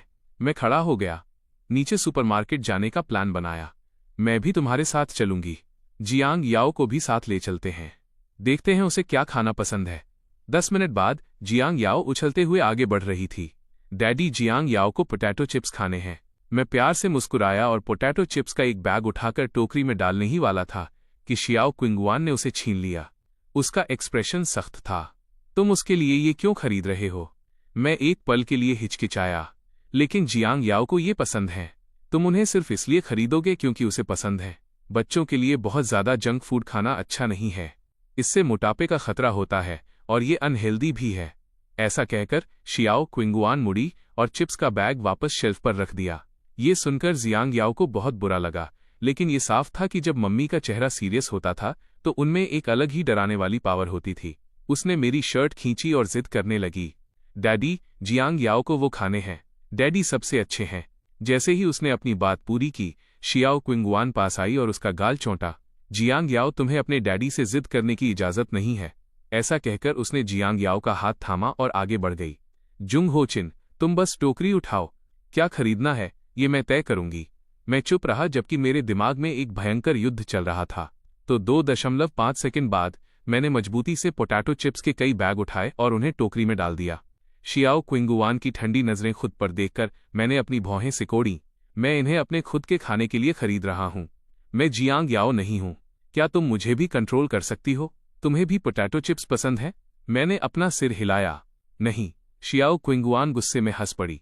उसे लगा कि मैं कभी कभी काफी बचकाना हो सकता हूं, जैसे कि मुझे परिवार में अपने स्टेटस को लेकर कोई जुनून हो। ये साबित करना चाहता हूं कि मैं घर का मुखिया हूं। एक पल सोचने के बाद शियाओ क्विंगुआन ने शांति से समझाया, जब तुम खाओगे तो जियांग याओ का भी मन करेगा और तुम उसे इतना बिगाड़ते हो। जब वो तुम्हारे सामने जिद करेगी तो तुम निश्चित रूप से उसे थोड़ा खाने के लिए दे दोगे। मैं थोड़ा मुस्कुराया और सिर हिलाया। कोई बात नहीं, मैं बाद में जियांग याओ के सामने इन्हें खाऊंगा और तुम देखना कि मैं उसके साथ शेयर करता हूं या नहीं। ये सुनकर जियांग याओ ने मुंह बना लिया। उसे लगा कि डैडी भी मम्मी जितने ही मतलबी हैं। शियाओ क्विंगुआन को समझ नहीं आ रहा था कि हंसे या रोए। ये लड़का बिल्कुल बच्चे जैसा है, लेकिन साथ रहने के इस समय के बाद वो कमोबेश मेरी पर्सनैलिटी को समझने लगी थी। वो टाइप जो प्यार से मान जाता है, सख्ती से नहीं। ये सोचकर उसने एक गहरी सांस ली और जितनी कोमल आवाज में हो सके कहा, जुंग होचिन, अगर ऐसी कोई चीज है जो तुम खाना चाहते हो तो मैं लंच में तुम्हारे लिए वो बना दूंगी। चलो पोटैटो चिप्स नहीं खरीदते, ठीक है? ये सुनकर मेरा दिमाग तुरंत खाली हो गया। मेरा चेहरा भी जल्दी से लाल हो गया। इसके तुरंत बाद मैंने चुपचाप सारे पोटैटो चिप्स निकाले और वापस शेल्फ पर रख दिए। तुम्हारी बात में दम है। शॉपिंग खत्म करके घर पहुंचने के बाद शियाओ ने सफाई से एप्रन बांध लिया। मैं खाना बनाऊंगी, तुम जाकर थोड़ी देर जियांग याओ के साथ खेलो। मुझे लगा कि वो यहां आने के लिए काफी मुश्किलों से गुजरी होगी, इसलिए मैंने और कुछ नहीं कहा। किसे पता था कि क्या होगा। जियांग याओ के साथ थोड़ी देर टीवी देखने के बाद अचानक मेरे फोन की घंटी बजी। स्क्रीन पर कॉलर का नाम लिन हुई दिख रहा था। मैंने किचन में शियाओ क्विंगुआन की तरफ एक नजर डाली और लापरवाही से कॉल रिसीव किया। मम्मी, अगर कुछ जरूरी नहीं है तो मैं फोन रख रहा हूं। मेरे पहले ही सेंटेंस ने लगभग लिन हुई का आपा खो दिया। तुम इस तरह कैसे बात कर रहे हो बदतमीज लड़के? जल्दी उठो, मैं नीचे हूं। ये सुनकर मैं तुरंत दंग रह गया। मम्मी, आपने मुझे पहले क्यों नहीं बताया? लिन हुई ने अपनी जीभ चटकाई। मैं तुमसे मिलने आ रही हूं। क्या मुझे तुम्हें रिपोर्ट देनी होगी? मैंने आज घर पर डम्पलिंग्स बनाए थे और तुम्हारे लिए कुछ लाई हूं। हर दिन बाहर का खाना खाने से बेहतर है। आज कोई छुट्टी नहीं है। वो घर पर डम्पलिंग्स क्यों बनाएंगी? मैंने अंदाजा लगाया कि उन्होंने जानबूझकर बनाए और फिर मेरे लिए लाईं। इस वीकेंड का फायदा उठाकर अपने बेटे से मिलने आईं, जिसे उन्होंने लंबे समय से नहीं देखा है। ये सोचकर मैं भावुक हुए बिना नहीं रह सका। मम्मी, आप अभी वापस क्यों नहीं चली जाती? अभी भी समय है। मेरी बात सुनकर लिन हुई दंग रह गई। तुम छोटे बदमाश, ये बात करने का कैसा तरीका है? नहीं, मैं आज घर पर नहीं हूं। झूठ मत बोलो, जल्दी करो और मेरे लिए दरवाज़ा खोलो। मैं तुम्हारे कार्टून देखने की आवाज़ सुन सकती हूँ। मैं खामोश हो गया। मैंने सोफे पर पेट के बल लेटी जियांग याओ और किचन में खाना बना रही शियाओ क्विंगुआन की तरफ देखा। किचन, और मुझे ऐसा लगा जैसे मैं रंगे हाथों पकड़ा गया हूं। जैसे ही मैं सोच में डूबा, लिन हुई ने बाहर से दरवाज़ा खटखटाना शुरू कर दिया। दरवाज़ा खोलो। शियाओ क्विंगुआन ने शोर सुना और बाहर आई। वो मुझे थोड़ी कन्फ्यूजन के साथ देख रही थी। मैंने बेबसी से अपने हाथ फैला दिए। मेरी मम्मी यहाँ हैं। ये सुनकर शियाओ का एक्सप्रेशन आखिरकार बदल गया। उसने अपने अपीयरेंस को नीचे देखा। तो अब हमें क्या करना चाहिए? मैंने ईमानदारी से जवाब दिया। मुझे नहीं पता। कैसा रहेगा अगर तुम बस नेचुरल एक्ट करो? बस कह देना कि एक क्लासमेट मिलने आई है। कुछ सेकंड बाद लिन हुई बैग लिए हुए नफरत भरे लुक के साथ अंदर आई। मैं कब से तुम्हारा इंतजार कर रही हूं। तुम्हें अपनी मम्मी के लिए दरवाज़ा खोलना नहीं आता। तुम शायद अभी सोकर उठे हो, है ना? क्या टाइम हुआ है? क्या तुम पूरी रात अपने हाथों से बिजी थे? ये सुनकर मेरा चेहरा तुरंत काला पड़ गया, लेकिन मेरी कुछ ज्यादा बोलने की हिम्मत नहीं हुई। मैंने जल्दी से डम्पलिंग्स लिए, फिर लिन हुई के कंधे को धक्का दिया और उनसे मुड़ने को कहा। ठीक है मम्मी, अब आप घर जा सकती हैं। डम्पलिंग्स डिलीशियस हैं। ये देखकर लिन हुई को थोड़ा गुस्सा आया। अरे तुम बदतमीज लड़के, अब तुम अपनी मम्मी को घर के अंदर भी नहीं आने दोगे। इस पॉइंट पर मेरे पास कोई ऑप्शन नहीं बचा था। लिन हुई ने चप्पलें बदली और लगातार बड़बड़ाते हुए लिविंग रूम में चली गईं। तुम इतने बड़े हो गए हो और अब भी कार्टून देख रहे हो। हालांकि इससे पहले कि वो अपना सेंटेंस पूरा करती, वो अचानक अपनी जगह पर जम गईं। उन्होंने प्यारी शियाओ क्विंगुआन को किचन के दरवाजे पर खड़े देखा, जो एप्रन पर अपने हाथ पोंछ रही थी और उन्हें थोड़ा शर्माते हुए देख रही थी। Hello aunty. लिन हुई अपनी जगह पर जड़ होकर खड़ी रह गईं। उन्हें समझ नहीं आ रहा था कि एक फीमेल शेफ की तरह कपड़े पहने ये खूबसूरत लड़की उनके बेटे के घर में क्या कर रही थी। अगर ये चेनहाओ भी होती तो किचन से बाहर आती उस छोटी फीमेल शेफ को देखना उन्हें फिर भी रीजनेबल लगता। लिन हुई की नजरें सहज रूप से शियाओ क्विंगुआन के पीछे देखने लगीं। टेबल डिशेस से भरी थी और घर एक अच्छी खुशबू से महक रहा था। और सोफे पर एक बहुत प्यारी छोटी बच्ची पेट के बल लेटी थी, जो कार्टून देखते हुए मुस्कुरा रही थी। लिन हुई और भी ज्यादा दंग रह गई। क्या मैंने टाइम ट्रैवल किया है? ये एक फैमिली ऑफ 3 जैसा क्यों लग रहा है? ये देखकर मैंने उन्हें बीच में ही रोका।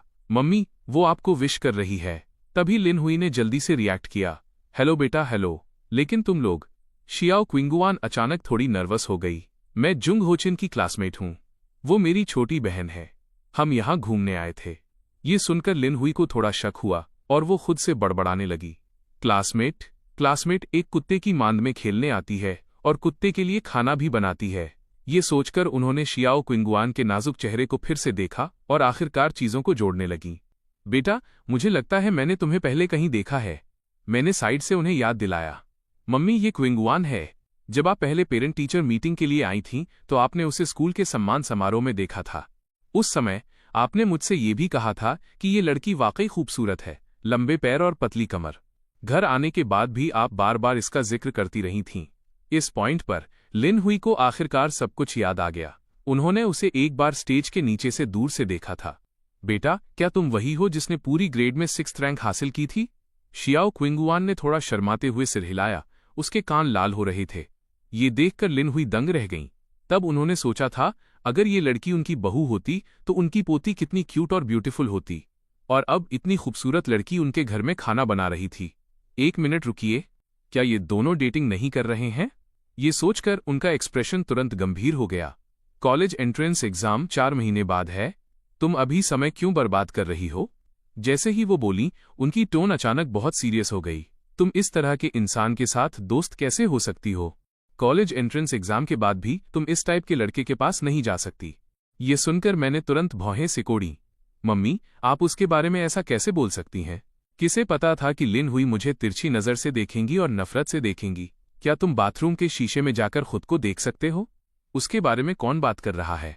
मैं तुम्हारे बारे में बात कर रही हूं। मेरा चेहरा और भी काला पड़ गया। क्या ये अभी भी मेरी प्यारी और दयालु सगी माँ है? लिन हुई ने अपना सिर वापस घुमाया और ईमानदारी से समझाया। बेटा, तुम पढ़ाई में बहुत अच्छी हो और तुम बहुत खूबसूरत भी हो। तुम्हारा फ्यूचर बहुत अच्छा होगा। तुम्हें अभी कॉलेज एंट्रेंस एग्जाम की तैयारी पर फोकस करना चाहिए। दूसरी चीजों के बारे में मत सोचो। तुम्हारे स्टैंडर्ड के साथ तुम जैसा चाहो वैसा लड़का ढूंढ सकती हो। बिल्कुल। इस बदतमीज लड़के को खुद को ठगने मत देना। शियाओ क्विंगुआन बहुत शर्मिंदा लग रही थी। आंटी जुंग होचिन एक बहुत अच्छे इंसान है। सच कहूं तो उसने कभी ऐसी माँ का अनुभव नहीं किया था। साफ तौर पर हर सेंटेंस सुनने में सुखद नहीं था, लेकिन शियाओ क्विंगुआन महसूस कर सकती थी कि ये माँ बेटे का रिश्ता असल में बहुत अच्छा था। वो काफी प्यारी आंटी थी। उसने तुम्हें परेशान तो नहीं किया, है ना? मेरा मतलब है, उसने तुम्हारे साथ छेड़खानी करने की कोशिश तो नहीं की? शियाओ क्विंगुआन ने आज्ञाकारी ढंग से और धीरे से अपना सिर हिलाया। नहीं, उसने ऐसा नहीं किया। ये देखकर मैं असंतोष में बड़बड़ाया। हमारे बीच एक गद्दार है। आप मुझे इतना नापसंद क्यों करती हैं? लिन हुई और भी ज्यादा नफरत से भरी दिखी और ताना मारा। क्या तुम मिडिल स्कूल में की गई वो सारी भयानक चीजें भूल गए हो और तुम मुझसे अच्छे व्यवहार की उम्मीद करते हो? मैंने अपना हाथ हिलाया। खैर, आपने ही मुझे जन्म दिया है। तुम बदतमीज। टेक्निकली देखा जाए तो कम से कम आधी जिम्मेदारी तो आपकी ही है। लिन हुई को मुझसे कोई लेना देना नहीं था और वो शियाओ क्विंगुआन को देखकर मुस्कुराई। बेटा, मैं उसके लिए कुछ डम्पलिंग्स लाई थी। तुम लोग साथ में लंच में कुछ खा लेना। बोलने के बाद उन्होंने फिर से जियांग याओ की तरफ देखा। कितनी प्यारी छोटी बच्ची है, अपनी बड़ी बहन जैसी ही खूबसूरत। कॉम्प्लीमेंट सुनकर जियांग याओ अपनी मम्मी के पीछे से झांकने लगी। दादी भी बहुत खूबसूरत हैं। लिन हुई की मुस्कान कम नहीं हुई। दादी। शियाओ क्विंगुआन ने जियांग याओ को गले लगाया और समझाया, ये बच्ची, ये काफी फ्रेंडली है। इसे जो भी खूबसूरत आंटी मिलती है उसे दादी कहना पसंद करती है। इस सेंटेंस ने लिन हुई के चेहरे की मुस्कान को और भी बढ़ा दिया, लेकिन उनकी नजरें अभी भी काफी देर तक जियांग याओ के चेहरे पर टिकी रहीं। उन्हें लगातार लग रहा था कि ये छोटी बच्ची थोड़ी जानी पहचानी लग रही है। ऐसा लगता है जैसे मैंने इसे पहले कहीं देखा है। मैं आज किसी खास वजह से नहीं आई थी, बस थोड़ा खाना लाने आई थी। लिन हुई वापस दरवाजे की तरफ मुड़ी। तुम बच्चे जाओ और खेलो, मैं अब चलती हूँ। उन्हें लगा कि उनके यहाँ होने से शियाओ क्विंगुआन थोड़ी नर्वस हो रही थी, जैसे कोई नई दुल्हन पहली बार अपनी सास से मिल रही हो। यह सुनकर शियाओ क्विंगुआन को लगा कि यह बिल्कुल सही नहीं था। उसने धीरे से कहा, आंटी प्लीज रुकिए और हमारे साथ खाना खाइए। ऐसा कहने के बाद वो थोड़ा शर्मा गई।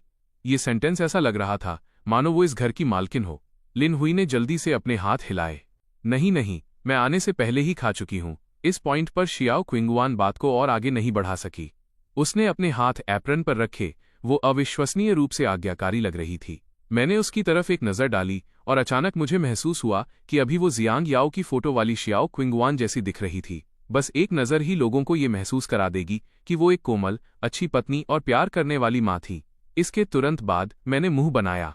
आप अभी तो आई हैं। इतनी जल्दी क्यों जा रही हैं?